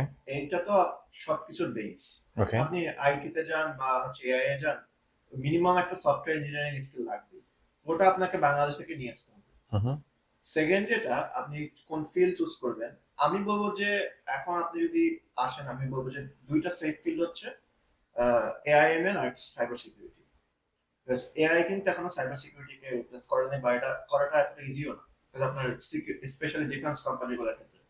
সো আপনি যদি সাইবার সিকিউরিটিতে কোনো কিছু করতে চান, আমি বলবো যে আপনার মোটামুটি একটা সিকিউর ফিউচার আছে। আর এআই বা এমএল নিয়ে যদি আপনি কিছু করতে চান, আপনার একটা সিকিউর ফিউচার আছে। বাট ট্রেডিশনাল যেই সফটওয়্যার ইঞ্জিনিয়ারিং যে আপনার জবগুলো আছে বা যেই ব্যাকগ্রাউন্ড আছে, সেইখানে অ্যাকচুয়ালি এখন কম্পিটিশন মানে খুবই স্যাচুরেটেড। এআই অলরেডি অনেক কিছু রিপ্লেস করছে, প্লাস অলরেডি অনেক স্কিল পিপল আছে যারা চাকরি নেই। সো কেন কোম্পানি ওদেরকে রেখে আপনার মতো একজন ফ্রেশারকে চান্স দেবে? এক্স্যাক্টলি। তো একটা মিথ হয়তো আপনি জানেন কিনা, একটা মিথ কিন্তু আছে, সেটা হচ্ছে যে সাইবার সিকিউরিটিতে যদি কেউ পড়াশোনা করে তাহলে তার মানে যদি সে সিটিজেন না হয় বা গ্রিন কার্ড হোল্ডার না হয় তাহলে তার জব পাওয়াটা টোটালি কমপ্লিকেটেড হবে। সো এটা আসলে কতটুকু সত্য? Is it true or is it A myth? Somewhat true somewhat myth. আমি বলবো এটা তো অ্যাকচুয়ালি শুধু সাইবার সিকিউরিটি না, এটা যে কোনো জবের ক্ষেত্রে। আপনি অ্যাজ আ ইন্টারন্যাশনাল স্টুডেন্ট যখন এখানে আসবেন, তারপরে যখন জব নিতে যাবেন, যে কোনো জায়গাতেই আপনার software, in fact traditional software developer যে রোল, ওখানেও আপনি যদি ইন্টারন্যাশনাল স্টুডেন্ট হিসেবে জয়েন করতে চান, দেখবেন যে আপনার থেকে হয়তো একজন গ্রিন কার্ড হোল্ডার বা সিটিজেনকে বেশি প্রায়োরিটি দিচ্ছে ওরা। সো এটা যে কোনো ক্ষেত্রে। এখন সাইবার সিকিউরিটিতে হ্যাঁ, এটা একটু বেশি কাজ করে, কারণ সিকিউরিটি কনসার্নটা আছে। এক্স্যাক্টলি। তো আপনি যখন একটা ইউএস পার্সন হবেন, লাইক সিটিজেন, আপনার ভ্যালুটা অবভিয়াসলি ডিফারেন্ট হবে ভার্সেস আপনি একজন ফরেনার। সো দ্যাটস ট্রু, কিছু তো আছেই, কিন্তু নট নেসেসারিলি আপনি ডিফারেন্সেই কাজ করতেছেন। যে কোনো কোম্পানিতেই সিকিউরিটি এখন লাগে। হুম হুম। আপনি ব্যাংক বলেন বা যে কোনো সেক্টরে সাইবার সিকিউরিটি একটা ডিপার্টমেন্ট থাকবে। তো আপনাকে ডিফেন্সে না গিয়ে আপনি এইসব সাইবার সিকিউরিটিতে জয়েন করতে পারবেন। মানে ওরা যে নিচ্ছে না এমন কিন্তু না, নিচ্ছে, হয়তো পরিমাণটা একটু কম, বাট স্টিল নিচ্ছে। But I still think it's better than traditional software engineer যে রোলটা, সেটা থেকে সাইবার সিকিউরিটি ইজ বেটার, তোমার বেটার। এখন তার আরেকটা যে জিনিস থাকে সেটা হচ্ছে ধরেন রিজিউমি যে build up. So resume build আপের ক্ষেত্রে ধরেন স্টুডেন্টরা কি করতে পারে? মানে আপনি যদি কিছু স্ট্র্যাটেজি বলেন বা রিকমেন্ডেশনস, সে মানে রিজিউমি বিল্ডিং এর ক্ষেত্রে এগুলো অনেক বেশি হেল্প করবে। রেজুমে বিল্ডিং অ্যাকচুয়ালি খুবই ইম্পর্টেন্ট, কারণ আমি যেটা দেখছি lot of the time interview এর ক্ষেত্রে, ইন্টারভিউ পাওয়াটাও অনেক বড় একটা ফেজ। হ্যাঁ। রেজিউমে স্টেপেই দেখা যাচ্ছে যে প্রায় 90% বাদ পড়ে যাচ্ছে। এবং যারা রেজিউমেটা দেখে, ওরা কিন্তু এক ঝলক দেখলেই বুঝে যে রেজিউমেটা কি ভালো না খারাপ নাকি। তো রেজিউমেতে হচ্ছে আপনি কিভাবে শো করতে পারবেন, কিভাবে আপনি নিজেকে ডিফারেন্সিয়েট করতে পারবেন আদার যারা অ্যাপ্লিকেন্টস। অ্যাপ্লিকেন্টস আছে তাদের থেকে। আমি বলবো যে কোর যে পয়েন্ট গুলা ওগুলাতে ফোকাস করতে, যে আপনি কোন কোন, আপনি ফার্স্ট অফ অল আপনি কোন জবের জন্য অ্যাপ্লাই করতেছেন। অনেকে যেটা করে একটা জেনারিক রেজুমি বানায়, সব জবে একই রেজুমি ইয়া করতেছে, সাবমিট সাবমিট করতেছে। করতেছে। That's bad. কারণ হচ্ছে আপনি যদি সাইবার সিকিউরিটিতে অ্যাপ্লাই করতে চান, আর আপনি যদি একটা জেনারিক রেজুমে দেন, তাহলে তো আপনি কিভাবে শো করতেছেন যে আপনি সাইবার সিকিউরিটি রিলেটেড আপনার এক্সপেরিয়েন্স বা আপনি এখানে ইন্টারেস্টেড। তো আপনাকে ওই জব স্পেসিফিক আপনার কাছে রেজুমেটা বিল্ড করতে হবে। আপনি হচ্ছে শো করবেন আপনার কি কি রিলেভেন্ট কোর্স ওয়ার্ক আছে, যেটা দিয়ে হচ্ছে আপনি প্রুভ করতে পারবেন ওকে আমি এই আমার এক্সপেরিয়েন্স আছে। আপনি আপনার প্রজেক্ট গুলো হচ্ছে আপনার পার্সোনাল প্রজেক্ট থাকতে হবে, enlist as much personal project as possible in your resume. So আপনি যদি ওকে। যখন দেখাবেন যে ওকে আমি এই পার্সোনাল প্রজেক্ট গুলো করছি, আমি একটা ওয়েবসাইট বানাইছি, আমি একটা অ্যাপ বানাইছি, আপনি গিটহাব এর লিংক অ্যাড করে দেন যাতে ওরা গিয়ে সোর্স কোডটা দেখতে পারে। আপনি আপনার লিঙ্কডইন প্রোফাইলের লিংকটা অ্যাড করে দেন রেজিউমেতে, যাতে হচ্ছে ওরা ওই এক রেজিউমে দিয়ে আপনার পুরো সবকিছু দেখতে পারে। আপনার লিঙ্কডইন যেতে পারে, আপনার গিটহাবে যেতে পারে, আপনার কোর্স ওয়ার্ক দেখতে পারে। আপনি যদি কোনো অ্যাওয়ার্ড পেয়ে থাকেন ইউনিভার্সিটিতে, লাইক ডিনস লিস্টে যদি এনলিস্টেড হন বা এরকম অনার যদি পেয়ে থাকেন, ওটা অ্যাড করেন। বেসিক্যালি আপনি নিজেকে হচ্ছে কিভাবে প্রেজেন্টেবল করা যায় রেজিউমেতে, সেটার উপর ফোকাস করতে হবে। তো অনেকে যে বলে যে হচ্ছে যে তার রিজিউমিটাই হচ্ছে আপনার ওরা অ্যাকসেপ্ট করে না বা হচ্ছে এটা কি বলে এটাকে কোনো এআই থ্রুতে হচ্ছে ওরা রিজিউমিগুলোকে চেক করে, যেগুলো হচ্ছে মানে রেসপন্সিবিলিটির সাথে যায় না বা এই জবের সাথে যায় না, ওগুলোকে ওরা হচ্ছে আপনার সাইড করে ফেলে, দেন হচ্ছে গিয়ে আদার্স রিজিউমিগুলোকে ওরা চেক করে, তারপর হচ্ছে গিয়ে ওরা কল করে। রাইট। সো এটাই ডিফারেন্সটা। অনেকে দেখবেন যে যেটা আমি বললাম জেনারিক রেজিউমে একটা বানায় দিয়ে দেয়। হুম। তো ওরা যখন ইভালুয়েট করে, ওরা দেখে যে আমি যে জবের জন্য অ্যাপ্লিকেন্ট খুঁজতেছি, এই ব্যক্তিটার কি এই স্কিল গুলো আছে কিনা। তো আপনি যখন নিজে ওই জব স্পেসিফিক একটা রেজিউমে বানাবেন, তখন হচ্ছে দ্যাট উইল বি ডিফারেন্ট দেন একটা জেনারিক রেজিউমে। সো অনেকের ভিতরে একটা হোপ কাজ করে বা চিন্তা করে যে ইউএসএ তে software engineer is a glamorous job, মানে এটার ইনসাইটটা কি আসলে এতটা গ্ল্যামারাস নাকি অনেক বেশি স্ট্রাগল? না, অবভিয়াসলি যা রটে কিছু তো ঘটে, হ্যাঁ, ব্যাপার আছে না? সো অবভিয়াসলি সফটওয়্যার ইঞ্জিনিয়ারিং যে রোলটা, এটা একটা গ্ল্যামারাস রোল আমি বলবো, বা অ্যাটলিস্ট ছিল। এখন হয়তো এআই এর জন্য একটু রিস্কে আছে এটা, কিন্তু আপনি যদি স্যালারি চিন্তা করেন, ওয়ার্ক লাইফ ব্যালেন্স সব জায়গাতে না থাকলেও, বা আপনার আহ, আপনার যে স্যালারি ভার্সেস অন্যান্য ফিল্ডে অন্যান্য মেজর যে স্যালারি যদি কম্পেয়ার করেন, আমি বলবো যে ইয়েস, টোটালি ওয়ার্থ ইট। বাংলাদেশে অ্যাকচুয়ালি সফটওয়্যার ইঞ্জিনিয়ার যারা বাংলাদেশে বিভিন্ন যারা কোম্পানিতে সফটওয়্যার ইঞ্জিনিয়ার হিসেবে আছে, সো তাদের বা আমরা যদি কোশ্চেনটা এভাবে করি যে ডাইরেক্ট একটা question, then as a software engineer হিসাবে ইউএসএ তে তার স্টার্টিং স্যালারিটা কত হতে পারে একজন সফটওয়্যার ইঞ্জিনিয়ারের? হুম, এটা তো অবভিয়াসলি ডিপেন্ড করে কোন কোম্পানিতে। ওকে। আমি যদি ফ্যাংকে আমি টোটালি আলাদা করে রাখতেছি, বাস ওদের সফটওয়্যার ওদের স্যালারি স্ট্রাকচার টোটালি ডিফারেন্ট একটা লেভেলে। আর আপনি যদি একটা ট্রেডিশনাল কোম্পানিতে জয়েন করেন as a beginner from Bangladesh, আমি বলবো যে between 60 and 80 grand annually. Okay, even এটার ভিতরে ট্যাক্স কাটবে না কত হ্যাঁ পার্সেন্ট? হ্যাঁ, এটা হচ্ছে বিফোর ট্যাক্স। হ্যাঁ। আর ট্যাক্স কত টাকা এটা তো ডিপেন্ড করতেছে আপনার ইন্ডিভিজুয়াল মানে সিচুয়েশনের ক্ষেত্রে। আপনি যদি ম্যারিড হন একরকম হবে, সিঙ্গেল হলে একরকম হবে, দেন আপনি কোন স্টেটে আছেন, স্টেট ট্যাক্স আছে কিনা, নাকি tax free state, city tax আছে কিনা। সো আমাদের মিজুরিতে মানে দুইটা ট্যাক্স। মেজরলি দুইটা ট্যাক্স, স্টেট ট্যাক্স আর ফেডারেল ট্যাক্স। হ্যাঁ। আপনি যদি নিউ ইয়র্কে যান, সেখানে কিন্তু তিনটা ট্যাক্স, মানে আমার সিটি ট্যাক্স আছে, নিউ ইয়র্ক সিটি ট্যাক্স আছে একটা। আবার যদি আপনি টেক্সাসে যান, ওখানে কোনো স্টেট ট্যাক্স নাই, শুধু ফেডারেল ট্যাক্সটাই আছে। সো ম্যাটার করে কোন স্টেটে যাচ্ছেন বা কোন সিটিতে যাচ্ছেন, এটার সাথে অনেক কিছু ম্যাটার করে। তো এর থেকে কি মানে জবটা কি আসলে ইউএস এর জন্য বা আমি যদি বলি যে ডেভেলপ এই সমস্ত কান্ট্রির জন্য মানে জবটাই কি অনেক বেশি প্রফিটেবল নাকি বিজনেস অনেক বেশি প্রফিটেবল? বিজনেসের উপরে কোনো কথা নেই। বিজনেস শুধু ইউএসএ কেন, যে কোনো দেশেই বিজনেস তো হচ্ছে, মানে এটা তো আমাদের ধর্ম বলা আছে, বিজনেসের মধ্যে হচ্ছে সব বেশিরভাগ আমি তো বলছি কারণ হচ্ছে এখানে ট্যাক্সই তো অনেক টাকা চলে যাচ্ছে একটা। এক্স্যাক্টলি। আপনার ট্যাক্সে প্রচুর টাকা চলে যাবে, ট্যাক্স ছাড়া আপনার সোশ্যাল সিকিউরিটি একটা বিশাল অংশ চলে যাবে। আপনি হয়তো অন পেপারস আপনি অনেক টাকা আর্ন করতেছেন, হ্যাঁ। হ্যাঁ, 120 grand, 150 grand, কিন্তু বছর শেষে যখন এভরিথিং কাট করার পরে আপনি দেখবেন তেমন কিছু কিন্তু আপনি আর্ন করেন নাই। আপনি ট্যাক্সে দিচ্ছেন একটা বিশাল অংশ, আপনার ইন্স্যুরেন্স, হেলথ ইন্স্যুরেন্স হ্যাঁ। বড় অংশ যাচ্ছে, 401 কে একটা বড় অংশ যাচ্ছে, তারপর হচ্ছে আপনার সোশ্যাল সিকিউরিটি, মানে সবকিছু ক্যাটাগরিতে দেখবেন যত কিছু থাকে না।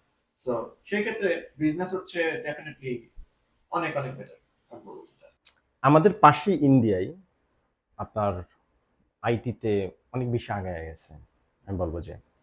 সো আমরা অ্যাকচুয়ালি ইন্ডিয়ার পাশে থাইকাও কেন আমরা আইটিতে অনেক বেশি নিজেদেরকে আপগ্রেড করতে পারলাম না? Politics one of the biggest reason. আমাদের ইনফ্রাস্ট্রাকচার, আমাদের ওরকম ইন্ডিয়াতে যেরকম একটা স্ট্রাকচার আছে, ইনফ্রাস্ট্রাকচার আছে, আমাদের বাংলাদেশে এরকম কোনো বেস নাই। দেন আমাদের স্কিলড পিপল নাই।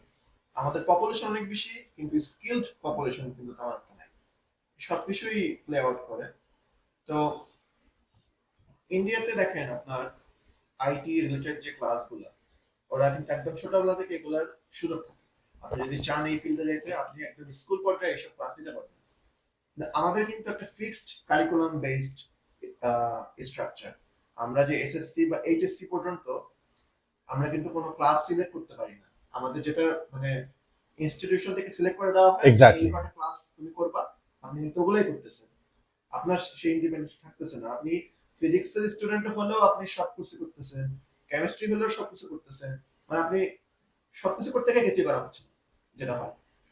তো সেটাই প্রথমে যেটা বলছিলাম, আমাদের পুরা সিস্টেমটাকে চেঞ্জ করতে হবে।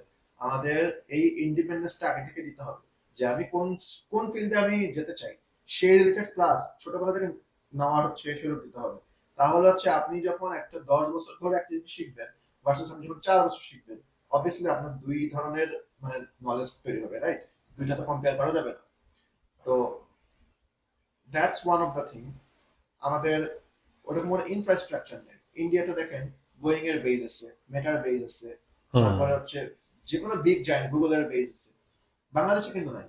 বাংলাদেশে কিন্তু এমন না যে আমাদের পপুলেশন কম, আমাদের প্রচুর পপুলেশন আছে, কিন্তু আমরা এই যে কোম্পানিগুলো আমাদের দেশে ইনভেস্ট করবে, ওরা কেন ইনভেস্ট করবে?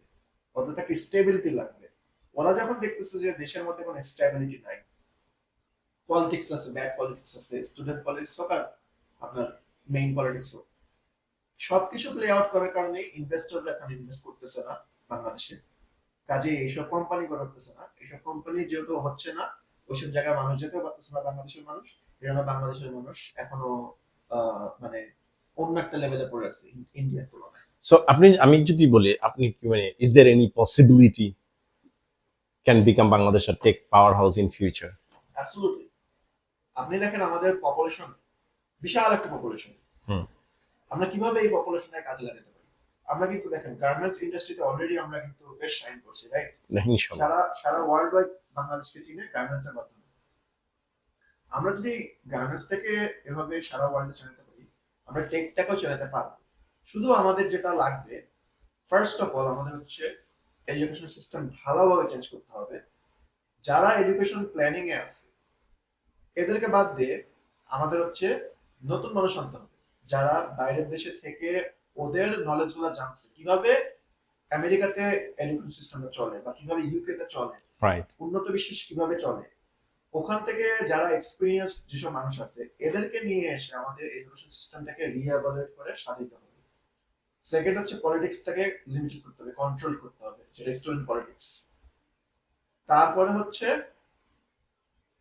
পলিটিক্সটাকে কন্ট্রোল করার পরে আমাদের হচ্ছে ইনভেস্টরদের কিভাবে আমরা ইন্টারেস্ট করতে পারি আমাদের এখানে ইনভেস্ট করানোর জন্য, সেটার জন্য আমাদের কাজ করতে হবে। আমাদেরকে ব্র্যান্ডিং করতে হবে, অ্যাডভার্টাইজমেন্ট করতে হবে, আমাদেরকে কথা বলতে হবে যে তোমরা আসো আমাদের দেশে ইনভেস্ট করো, তোমাদের কোম্পানিগুলোর একটা ব্রাঞ্চ খুলো আমাদের দেশে, আমরা তোমাদের মানুষ দেবো, স্কিলড মানুষ দেবো। হুম।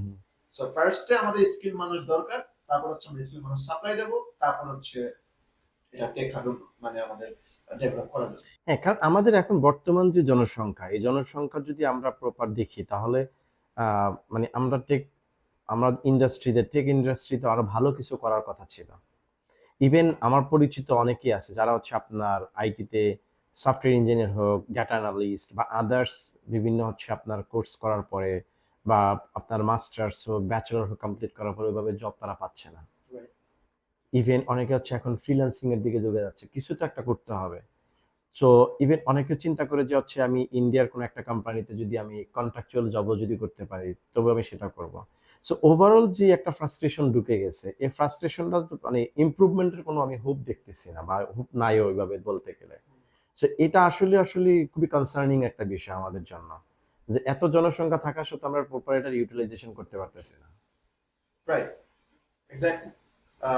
সো সেটাই আমাদের আরো একটা জিনিস যেটা করা যেতে পারে, সেটা হচ্ছে গভর্নমেন্ট ফান্ডিং এর মাধ্যমে আমরা যদি কিছু মানুষকে বিভিন্ন এরকম ডেভেলপ কান্ট্রিতে পাঠাই, জাপান বলেন বা ইউএসএ বলেন, ইউকে তে বলেন, ওখানে ওরা আসবে, এসে ওরা ট্রেন্ড হবে এখানে সিস্টেমের সাথে, এখানে যে নলেজটা ওরা নিবে এই নলেজটা বাংলাদেশে গিয়ে ওরা আবার অ্যাপ্লাই করবে। এরকম যদি করা যায় তাহলে হচ্ছে হয়তো মানে আমরা যদি এখন একটা 20 বছর একটা প্রজেক্ট নিই, রাইট, যদি আমরা এডুকেশন সিস্টেমকে চেঞ্জ করলাম, তারপরে আমাদের এই 20 বছর ধরে এই যে আমরা নতুন স্টুডেন্টদেরকে ডেভেলপ করলাম, এবং 20 বছর পরে যখন একটা স্কিলড একটা প্রোডাক্ট হিসেবে বের হচ্ছে, তখন হচ্ছে আমরা ইনভেস্টরদেরকে মানে ডাকতে বলবো যে দেখো আমাদের এখানে প্রচুর স্কিলড মানুষ আছে, তুমি তোমার দেশে যেই পরিমাণ খরচ করতেছো একটা সফটওয়্যার ইঞ্জিনিয়ারের প্রতি, আমাদের এখানে কিন্তু অত বেশি খরচ হবে না। তোমরা এখানে ইনভেস্ট করো, তোমাদের একটা বেস খুলো, আমরা তোমাদের সাপ্লাই দিব। সাপ্লাই দেব। অবভিয়াসলি ওরা হচ্ছে ইন্টারেস্টেড হবে, যে কারণে ইন্ডিয়া অ্যাকচুয়ালি এটা খুব ভালো একটা ইউটিলাইজ করতেছে। এক্স্যাক্টলি, ওরা তো চাচ্ছে এরকমই যে আমি কম টাকার ভিতরে যেন আমি আমার পারফেক্ট ইয়াটা পাই, আউটপুটটা পাই। যেমন ইন্ডিয়াতে পাচ্ছে, এই জন্য ইন্ডিয়াতে হচ্ছে এক একটা হাব করে ফেলছে। সো এখন ধরুন আপনি যদি বাংলাদেশের কোনো স্টুডেন্ট যারা বোয়িং কোম্পানিগুলোতে অ্যাপ্লাই করতে চায় বাংলাদেশ থেকে, সো ওরা কিভাবে অ্যাকচুয়ালি অ্যাপ্লাই করবে, মানে ওদের প্রসেসটা যদি কাইন্ডলি শেয়ার করেন আপনি। মানে ইটস ভেরি ডিফিকাল্ট, কারণ হচ্ছে বোয়িং এর কয়েকটা ভাগ আছে। একটা হচ্ছে বিডিএস, ওকে। সো এটা টোটালি নো, এখানে হবে না, এখানে ইউএস পার্সন লাগবে। বিসিএ যেটা আছে বোয়িং কমার্শিয়াল, সেখানে হতে পারে। বিজিএস একটা আছে বোয়িং গ্লোবাল, সেখানেও হতে পারে। আর একটা হচ্ছে স্পেস, ওখানে হবে। সো হচ্ছে কমার্শিয়াল আর গ্লোবাল এই দুটোর মধ্যে বাংলাদেশের স্টুডেন্ট অ্যাপ্লাই করতে পারবে। এখন অ্যাপ্লাই করার সময় ওই যে ওদেরকে দেখাতে হবে যে ওরা যে এই দেশে আসবে ওদের যে সেই স্কিলড ব্যাকগ্রাউন্ড আছে, কেন বাংলাদেশের একটা স্টুডেন্টকে বই নিবে ভার্সেস হচ্ছে এখানে অলরেডি লেখাপড়া করে একটা গ্রাজুয়েট যে ফ্রেশ গ্রাজুয়েট যে এখানেই আছে, খুব তাড়াতাড়ি ও হয়তো অন্য একটা সিটিতে মুভ হয়ে কাজ শুরু করতে হবে। যে কেন why do we choose you and not you. Hmm so নিজের ভ্যালুটাকে হচ্ছে দেখাইতে হবে যে এটা আমি বলবো যে সবচেয়ে ইজি ওয়ে হবে হায়ার এডুকেশনের জন্য ইউএসএ আসা। সেটা হতে পারে পিএইচডি অথবা মাস্টার্স। দেন এখান থেকে একটা সার্টিফিকেট নাও। বাংলাদেশ সার্টিফিকেট ওরা অত বেশি অ্যাকচুয়ালি এভাবে রাইট। এখানে সার্টিফিকেট নিলে হয়তো সেখান থেকে ওরা অ্যাপ্লাই করতে পারে। সো আপনার ধরেন ইউএসএ তে যখন আপনি জব করতেছেন, এখন জব করতেছেন, মানে আপনার কাছে কোনো শকিং কোনো জিনিস মনে হয় না যে ইউএস কালচারে এই জিনিসটা আমাদের কালচার থেকে অনেক বেশি ডিফারেন্ট কর্পোরেট লাইফে? আহ, আমি বাংলাদেশের কর্পোরেট লাইফ সম্পর্কে তেমন একটা আইডিয়া নাই, কারণ আমি যেহেতু কোনো জব করি নাই। বাট এমনিতেও ইউএস এর টোটাল কালচার সম্পর্কে তো একটা শখ আছে, হ্যাঁ হ্যাঁ কালচারাল শখ আমাদের একটা আছে। কর্পোরেট লেভেলে যদি আমরা চিন্তা করি, এখানে অনেক কিছু হচ্ছে আপনার like his his whose whose টাইপের। হ্যাঁ, আমি এটা আমিও আপনার দেখছি। সাথে অনেক পাশে নাই, আপনিও আমার সাথে অনেক পাশে নেই। আমার যদি কিছু হয়ে যায় হয়ে যাক, আপনার কোনো এটা চিন্তা নাই। আবার আপনার যদি কিছু হয়ে যায় আমি এটা চিন্তা করবো না, মানে ব্যাপারটা অনেকটা কি বলবো লাইক কমার্শিয়াল বলতে পারি আমরা। Very commercial. সো মেবি বাংলাদেশে এরকম, মেবি না, আমি জানি না, আমি নিজে জব করি নাই। বাট মেবি বাংলাদেশ একটু ডিফারেন্ট অবভিয়াসলি। হ্যাঁ হ্যাঁ, আমাদের ভিতরে ইমোশন বেশি তো। ইমোশন বেশি, এখানে ইমোশন বেশি একেবারেই কাজ করে, হ্যাঁ very practical. So which is good. আপনার অনেক ক্ষেত্রে আপনি ইমোশনাল ডিসিশন নিলে অ্যাকচুয়ালি আপনি ধরা খাবেন, হ্যাঁ হ্যাঁ। আপনাকে প্র্যাকটিক্যাল ডিসিশন নিতে হবে। সো দ্যাটস ডিফারেন্ট, মানে কালচারাল শক আমি বলতে পারি, যে ইমোশনটা খুব কম কাজ করে। নেক্সট 10 ইয়ার্সে ধরেন কোন ইঞ্জিনিয়ারিং ফিল্ডগুলা ওয়ার্ল্ড ডমিনেট করবে?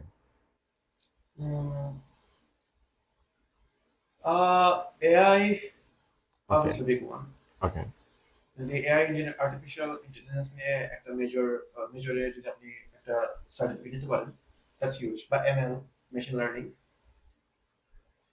নর্মাল ক্ষেত্রে I don't think mechanical engineer অথবা সিভিল ইঞ্জিনিয়ার এদের কোনো রিপ্লেসমেন্ট এখনো হবে, বিকজ এআই এখনো এদেরকে রিপ্লেস করতে পারবে না। সো প্রিটি প্রিটি আমি বলবো যে মানে কি বলবো, মানে স্টেবল। আর হচ্ছে হার্ডওয়্যার এমবেডেড ইঞ্জিনিয়ারিং যেটা বলা হয়, যে আপনি এমবেডেড ইঞ্জিনিয়ারিং হচ্ছে আপনি সফটওয়্যারও জানেন হার্ডওয়্যারও জানেন, দুইটা কিভাবে কম্বিনেশন করা যায়। আপনি যদি এমবেডেড ইঞ্জিনিয়ার হন আপনাকে রিপ্লেস করা ইজি হবে। সো মেবি আপনি যখন মেজর সিলেক্ট করবেন, maybe instead of computer science আপনি কম্পিউটার ইঞ্জিনিয়ারিং পড়েন, তাহলে হচ্ছে আপনার হার্ডওয়্যার রিলেটেড জ্ঞানটাও থাকবে, সফটওয়্যারটাও থাকবে। সো এটা অ্যাকচুয়ালি খুবই আমি বলবো যে কমপ্লিকেটেড একটা কোয়েশ্চেন ইভেন। মানে do you think that the future wars will be driven by more software than weapons? কারণ আমরা রিসেন্টলি দেখছিলাম যে ইরানের সাথে যখন একটা ওয়ার হয়েছিল, এআই এর একটা অনেক বেশি হচ্ছে ইমপ্লিমেন্টেশন ছিল। Right, so so what do you think? Absolutely. In fact এটা তো একটা বড়, এটা তো একটা লাইক ক্লাউডের সাথে যেটা পেন্টাগনের হ্যাঁ ক্লাউড করে ইউজ করতে চাইছিল, কিন্তু ক্লাউডের যে সিইও সে রাজি হয়নি, এক্স্যাক্টলি। ওয়েপনাইজ করতে চায় না। হ্যাঁ so it's a dangerous thing, এবং আনফরচুনেটলি যেটা হচ্ছে already it's I guess included. আপনি অলরেডি জানেন যে লেবাননের যে পেজার যে অ্যাটাকটা ছিল, হ্যাঁ এটা একটা এক্সাম্পল। এবং ফিউচারে এআই কে অ্যাকচুয়ালি ওয়েপনাইজ করা, নট ইভেন ফিউচারে, ইটস অ্যাকচুয়ালি হ্যাপেনিং নাও, হুম হুম যে এআই কে ওয়েপনাইজ করা হচ্ছে। ড্রোন যে বলেন, যেগুলো মানে হিউম্যান ছাড়া যেসব ড্রোন আছে, ওগুলো তো এআই দিয়েই চলতেছে, রাইট? হুম হুম প্রিসিশন অ্যাটাক থেকে শুরু করে এভরিথিং হচ্ছে রিমোটলি কন্ট্রোল করা হয়। এখানে এআই এর একটা উল্লেখযোগ্য একটা ভূমিকা আছে। তারপরে হচ্ছে ইরানে যেটা হলো, ওরা আহ, রাস্তার যে ট্রাফিক লাইট যে হুম হুম। ওটা হ্যাক করে ওরা ইরানের যে নেতা যে যে খামেনি তাকে ট্র্যাক করছে যে কোথায় যায়। সো ইয়েস, এগুলা এআই ওয়েপনাইজ করা হচ্ছে, হবে, এবং it's a dangerous thing. It's unfortunate, but it's happening. Next time তাহলে হচ্ছে মানে এখন ওয়েপনের থেকে সফটওয়্যার অনেক বেশি dangerous. I mean, software itself actually একটা bigger weapon. আমি যেটা বলবো, আমাদের যে ফোন আছে, we never know ফোনের ভিতরে কি চলতেছে। ফোন আমাদের কথা সব শুনতে পারে। আপনি মানে এটা অলরেডি আপনি হয়তো জানেন যে আমরা হ্যাঁ, হ্যাঁ। কোনো একটা বিষয় নিয়ে কথা বলতেছি, দেন আপনি ফেসবুকে যান বা ইনস্টাগ্রামে যান, আপনি দেখতেছেন ওই বিষয় রিলেটেড কিছু নিউজ আপনার এখানে আসতেছে। So it's listening. আপনি কিছু সার্চ করতেছেন। ইনফ্যাক্ট ইন্টারেস্টিং, আমি আহ, গত বছর এই জিনিসটা দেখলাম। আপনি অ্যাকচুয়ালি ফেসবুকে দেখতে পারেন ওরা আপনার ইনফরমেশন কত জায়গায় সেল করছে। হুম, হুম। আমি দেখলাম পার্সোনালি আমার ইনফরমেশন ওরা 10,000 জায়গায় সেল করছে অ্যাপ্রক্সিমেটলি। আপনি এটা ফেসবুকে যে যে দেখতে পারেন। ওদের একটা উইজেট আই থিংক সেটিংস থেকে প্রোফাইলে গিয়ে দেখা যায়। সো দ্যাটস হাউ আপনি যখন ফেসবুকে কোনো কিছু একটা সার্চ করেন, ওরা সাথে সাথে ওইসব কোম্পানিগুলোকে বলে দেয়, ওকে এই এই মানুষটা এই বিষয়গুলো সার্চ করতেছে। এর মধ্যে ওই কোম্পানিগুলো যদি দেখে কোনো কিছু ওদের কোম্পানির সাথে অ্যালাইন হয় আপনার ইন্টারেস্ট, তখন হচ্ছে ওরা হচ্ছে ফেসবুকের মাধ্যমে আপনার প্রোফাইলের অ্যাড গুলো পাঠায়। দ্যাটস হাউ আপনি হচ্ছে ওই অ্যাড গুলো দেখেন আপনার আপনার ফেসবুকে। কিন্তু আমি খুবই সারপ্রাইজড হয়ে গেছিলাম মানে জিনিসটা হচ্ছে এরকম মানে মানে থাকে না একটা আমি অন্য কারোর সাথে ডিসকাশন করছি, ডিসকাশনে না আমি জাস্ট হচ্ছে মনে মনে থিঙ্ক করছি।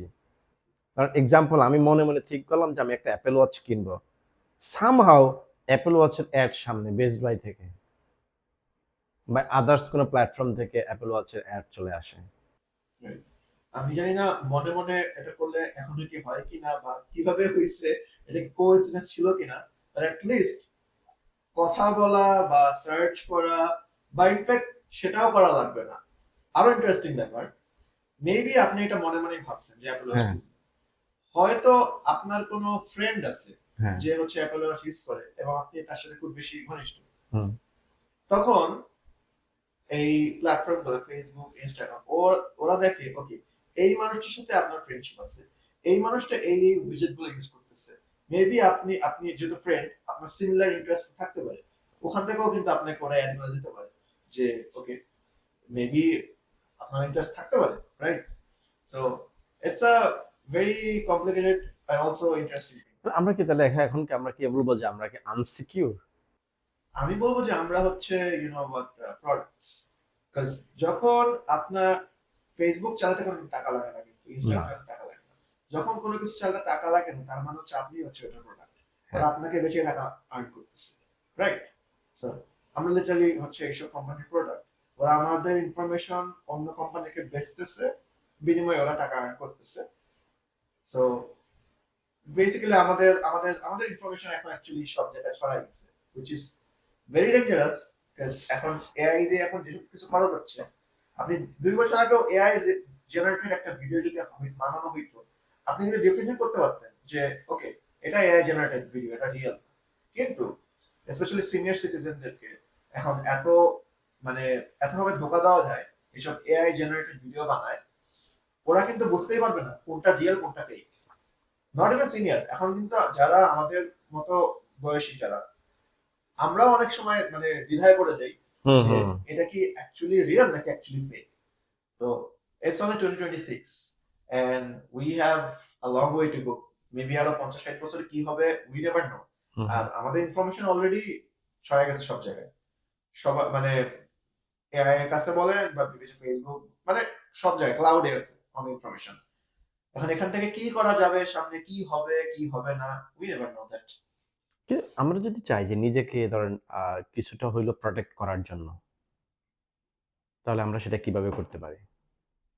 I think it's already too late. আমরা এখন যেটা করতে পারি, আমরা হয়তো সোশ্যাল মিডিয়া থেকে নিজেকে যতটা সম্ভব দূরে রাখতে পারি। এই যে আছে না মানে প্রতিটা ঘটনার পর পরই এখনকার জেনারেশন যেটা স্ন্যাপ দেয় হুম, হুম। বা ইনস্টা থেকে একটা স্টোরি দিয়ে দেয়। Maybe keep your private life private, but still it's too late because আমরা সোশ্যাল মিডিয়াতে বিলং করতেছি অলরেডি 10 বছরের বেশি হয়ে গেছে। হুম। যা ক্ষতি হওয়ার হয়ে গেছে অলরেডি, অলরেডি আমাদের ইনফরমেশন লিকড। আমরা এখন যেটা করতে পারি আমাদের ফিউচার জেনারেশন যে তাদেরকে প্রোটেক্ট করতে পারি, হয়তো আমরা তাদের ইনফরমেশন যতটা সম্ভব আমরা সেভ করে রাখতে চাই, রাখতে পারি। মেবি ওরা যখন বড় হবে ওরা হয়তো ডিসিশন নিতে পারবে ওরা কি করতে চাই। সো ফিউচার জেনারেশনের কথা মানে বলার পর একটা জিনিস মনে পড়লো, রিসেন্টলি প্রবাবলি আপনি দেখছিলেন নিউ ইয়র্কে না জানি কোন একটা সিটিতে, মানে স্কুল থেকে অলরেডি তারা রুল ইমপ্লিমেন্ট করছে যে কোনো পোলাপান হচ্ছে ফোন ইউজ করতে পারবে না, ঠিক আছে, বাচ্চারা ফোন ইউজ করতে পারবে না, কারণ এটা তো হচ্ছে তাদের যে সোশ্যাল ইন্টারাকশন আদার্স স্টুডেন্টদের সাথে এটা হচ্ছে না। মানে ক্লাস শেষ করার পরে হচ্ছে যে ওরা হচ্ছে তাদের নিজের ফোন স্ক্রলিং করতেছে, ওইভাবে টাইম স্পেন্ড করতেছে, that's not good for for them. এইটা তো আমাদের দেশে তো এখন এটা মানে এটা আমি বলবো যেটা কি বলার যেটা এটা ব্যাধি হয়ে গেছে ওয়ান কাইন্ড অফ, মানে এটা রোগ ওয়ান কাইন্ড অফ, যে আমরা এখন আগে যেরকম আমাদের ডিসকাশন হইতো বন্ধু বান্ধব মিলে, এখন আর ওইটা ডিসকাশন হচ্ছে না, ইভেন কোনো গেমও হচ্ছে না, সবাই হচ্ছে ফোন স্ক্রলিং নিয়ে ব্যস্ত। এটা থেকে আসলে বের হয়ে আসার উপায় কি? এটা আমি বলবো যে ফ্যামিলিকে টাইম দেওয়া। মানে স্কুলে তো আমরা, হ্যাঁ, একটা বড় অংশ থাকি আমাদের, যা ফিউচার জেনারেশন যারা আছে, বাচ্চা কাচ্চা যারা আছে, একটা বড় অংশ থাকে। বাট আমরা যখন বাসায় আসি, আমাদের একটা এরকম, আমি মনে করি পার্সোনালি এরকম একটা রুল করা উচিত যে হ্যাঁ, আমি কাজ থেকে বাসায় আসবো, দেন আমার বাচ্চা কাচ্চা যারা স্কুল থেকে বাসায় আসলো, আমার ওয়াইফ কাছ থেকে বাসায় আসলো, আমরা হচ্ছে ফোনটা রেখে দেবো, ড্রয়ারে রেখে দিলাম। একটা হাতে ফোন থাকবে যদি ইমার্জেন্সি কেউ কল করে ধরার জন্য। সবাই ফোন রেখে দিব, আমরা হচ্ছে ফ্যামিলির মধ্যে কথা বলবো, কি হয়েছে আজকে, সবাই সবাই কাহিনী বলবো, ফ্যামিলি বন্ড, যে বন্ডটা বন্ড কিভাবে ক্রিয়েট করা। কিভাবে বিল্ড করা যায়। আমরা হয়তো কিছু গেম খেলতে পারি, লুডো খেললাম একসাথে বসে, হুম। বা বিভিন্ন আছে না উনো গেম, এইসব মজা হ্যাঁ, মজা আমাদের গেম আছে, ইনডোর গেমস গুলা। ইনডোর গেমস খেলা যায়। ফ্যামিলি বন্ডিংটা কিভাবে হচ্ছে বেটার করা যায়, এটা করলে হয়তো আমরা আস্তে আস্তে এখান থেকে হয়তো বের হয়ে আসতে পারি, বা অ্যাটলিস্ট কিছুটা বেটার হইতে পারে। আপনি যদি আপনার সাকসেসের পিছনে যদি মানে ৩টা রিজনকে যদি আমি বলি যে আপনার স্পেসিফিকলি আপনার মেনশন করতে হবে, for that reason today you are successful person, সেই ৩টা রিজন কি? জানি না সাকসেসফুল কিনা, বাট যে পর্যায়ে আমি আছি আলহামদুলিল্লাহ। তো ৩টা জন বললে আমি একটা বলবো যে আমার ফ্যামিলি সাপোর্ট। বিকজ আমার বড় ভাই যথেষ্ট সাপোর্ট দিচ্ছে আমাকে ফাইন্যান্সিয়ালি, আমার মা যথেষ্ট সাপোর্ট দিচ্ছে। আর আমি তো রিসেন্টলি বিয়ে করছি, সো আমার ওয়াইফ, মানে আমার লাইফ আসার পরে যথেষ্ট সাপোর্ট দিয়ে যাচ্ছে। So that's number one. Second, আমি যেটা বলবো, আমি কখনো আহ, মানে হতাশ হইনি। আমি, অনেক স্ট্রাগল ছিল লাইফে, অনেক চ্যালেঞ্জিং টাইমের মধ্যে যেতে হয়েছে। আমার এমনও হয়েছে আমাকে উইকলি 60 আওয়ার্স কাজ করতে হয়েছে, part time job, and then being a full time student, very difficult. But আমি কখনো হতাশ হইনি, আমি সবসময় বিশ্বাস করতাম যে ইনশাআল্লাহ একটা ভালো দিন হয়তো আসবে সামনে, কখনো মনোবল হারাইনি। সো আমি বলবো যে এটা একটা একটা বড় দিক ছিল। আর একটা হচ্ছিল, আমি আলহামদুলিল্লাহ, মানে আমার ফ্যামিলি ওয়াইজ আমরা বেশি রিলিজিয়াস। আমি অলওয়েজ হচ্ছে আমার যে ফ্রেন্ডশিপ, মানে আমার আমার আমার যে সার্কেলটা, আমি অলওয়েজ ভেরি চুজি আমার সার্কেল কারা কারা হবে। আমি অলওয়েজ গুড কোম্পানি রাখতাম, গুড মানুষদের সাথে চলতাম। তো এই দেশে আসার পরে আপনার কিন্তু যে কোনো রাস্তা আপনার জন্য অনেক ইজি হয়েছে। আপনি চাইলে হুম হুম বারে যেতে পারেন, যে যা ইচ্ছা তা করতে পারেন, কেউ কিছু হুম বলবে না। আপনার legally once you are 18 years old you can do anything. হুম হুম। এখন আমি এটা করবো কি করবো না, এই ডিস্টিংশনটা, মানে আমি যে বললাম, আমার যদি গুড কম্পানিয়ন থাকে এটা একরকম হবে, আপনার যদি একটা ডিফারেন্ট কম্পানিয়ন থাকে এটা অন্যরকম হবে। সো আমি বলবো যে গুড কম্পানিয়ন রাখা, ভালো ফ্রেন্ড চুজ করা, ভালো মানুষের সাথে থাকা। সো আরেকটা জিনিস যদি আমি বলি যে how important is discipline and consistency? Extremely. আমি ভেরি সিস্টেমেটিক। আমি, মানে প্রতিদিন অলমোস্ট একটা সেম টাইমে উঠি। মানে আমার দিন শুরু হয় হচ্ছে ফজরের নামাজ দিয়ে, আলহামদুলিল্লাহ সবসময় চেষ্টা করি পড়ার।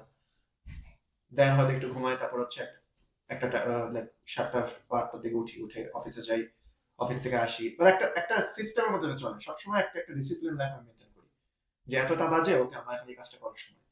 আহ, অলসে বসে থাকা বা অলসে শুয়ে থাকা, হুম হুম। এই জিনিসটা আমি কখনো লাইক করি নাই বা করবো না। তো যতক্ষণ না আপনার লাইফে ডিসিপ্লিন আসবে, আপনি হচ্ছে কখনো সাকসেসফুল হতে পারবেন না, বা অ্যাটলিস্ট আপনি যে জায়গায় যেতে চান সে জায়গায় যেতে পারবেন না। আমি যেটা বিলিভ করি। সো বাংলাদেশের অনেকের মধ্যে একটা মিসআন্ডারস্ট্যান্ডিং আছে ইউএসএ নিয়ে। সো যদি এই প্রসঙ্গে যদি আপনি কিছু বলতে চান, যে ইউএসএ নিয়ে তাদের কিছু একটা মিসআন্ডারস্ট্যান্ডিং থাকে না, যে আমি ইউএসএ যাওয়া মানে অনেক টাকার মালিক, ওয়ান কাইন্ড অফ। বাতাসে টাকা বলে। এক্স্যাক্টলি, মানে জিনিসটা হচ্ছে এরকম যে মানে আপনি ডলার দিয়ে হাত মুছতেছেন, রাইট। ঠিক আছে, আপনার সবকিছু ডলার আপনার পকেটে, গাড়িতে, সব জায়গায় আপনি শুধু ডলার নিয়ে ঘুরতেছেন, হ্যাঁ। বা আরেকটা জিনিস থাকে যে আপনি ইউএসএ আসলে হয়তো খুব ইজিলি আপনি গ্রিন কার্ড পাবেন, হুম, যদি অনেক প্রসেস আছে। সো এই মিসআন্ডারস্ট্যান্ডিংটা আসলে কিভাবে ওভারকাম করা যায়? বেসিক্যালি জাস্ট জানতে হবে, আরো রিসার্চ করতে হবে, and যারা জানেন না ওদেরকে, আমরা যারা অলরেডি ফেস করতেছি, আমাদের এখন এটা কাইন্ড অফ রেসপন্সিবিলিটি ওদেরকে জানানো যে whatever you are thinking is not that easy. হুম, এখানে হ্যাঁ আমি ডলার আর্ন করতেছি, বাট আমি অলসো ডলার হুম, আমার এক্সপেন্সটা ডলারেই হচ্ছে, আমি স্পেন্ড করতে করতেছি ডলারেই। সো এটা হয়তো অনেকে বুঝে না, স্পেশালি আপনি যখন দেশে ব্যাক করবেন, অনেক অনেক এক্সপেক্ট করে বসে থেকে আপনি হচ্ছে তার জন্য আইফোন নিয়ে যাবেন বা একটা কম্পিউটার নিয়ে যাবেন বা কিছু একটা নিয়ে যাবেন। হুম, ইটস নট দ্যাট ইজি। আমরা এখানে অনেক স্ট্রাগল করেই আমাদের হচ্ছে চলতে হয়। আমাদের হয়তো আমরা ডলারে ইনকাম করতেছি, বাট আমাদের এক্সপেন্সটা অনেক বেশি, আফটার স্পেশালি ট্যাক্স থেকে শুরু করে এই সব যে আদার আদার এক্সপেন্স গুলো আছে, এগুলো সবকিছু কাট করলে দেখা যায় যে আমরা যেটা আর্ন করতেছি ওখান থেকে খুব কমই সেভ করা যায় আপনি যদি জবের থাকে। হ্যাঁ। So it's very difficult, but এরপরও আলহামদুলিল্লাহ এখানে যেই সুযোগটা আছে যে একটা কোয়ালিটি লাইফ, একটা সেফ লাইফ আছে, একটা নিরাপদ লাইফ, কেউ এসে আপনাকে চাঁদা চাবে না, যে জিনিসটা বাংলাদেশে আছে। তো সেই সব দিক থেকে হচ্ছে আপনি হচ্ছে safe, but that doesn't mean আমরা এখন রিচ। So, জর্জিয়া টেক যদি আমি বলি, জর্জিয়া টেক তো অনেক আইটি, আমি বলবো যে যাদের প্রেফারেন্স থাকে আইটি নিয়ে স্টাডি করবে, so Georgia Tech one of them.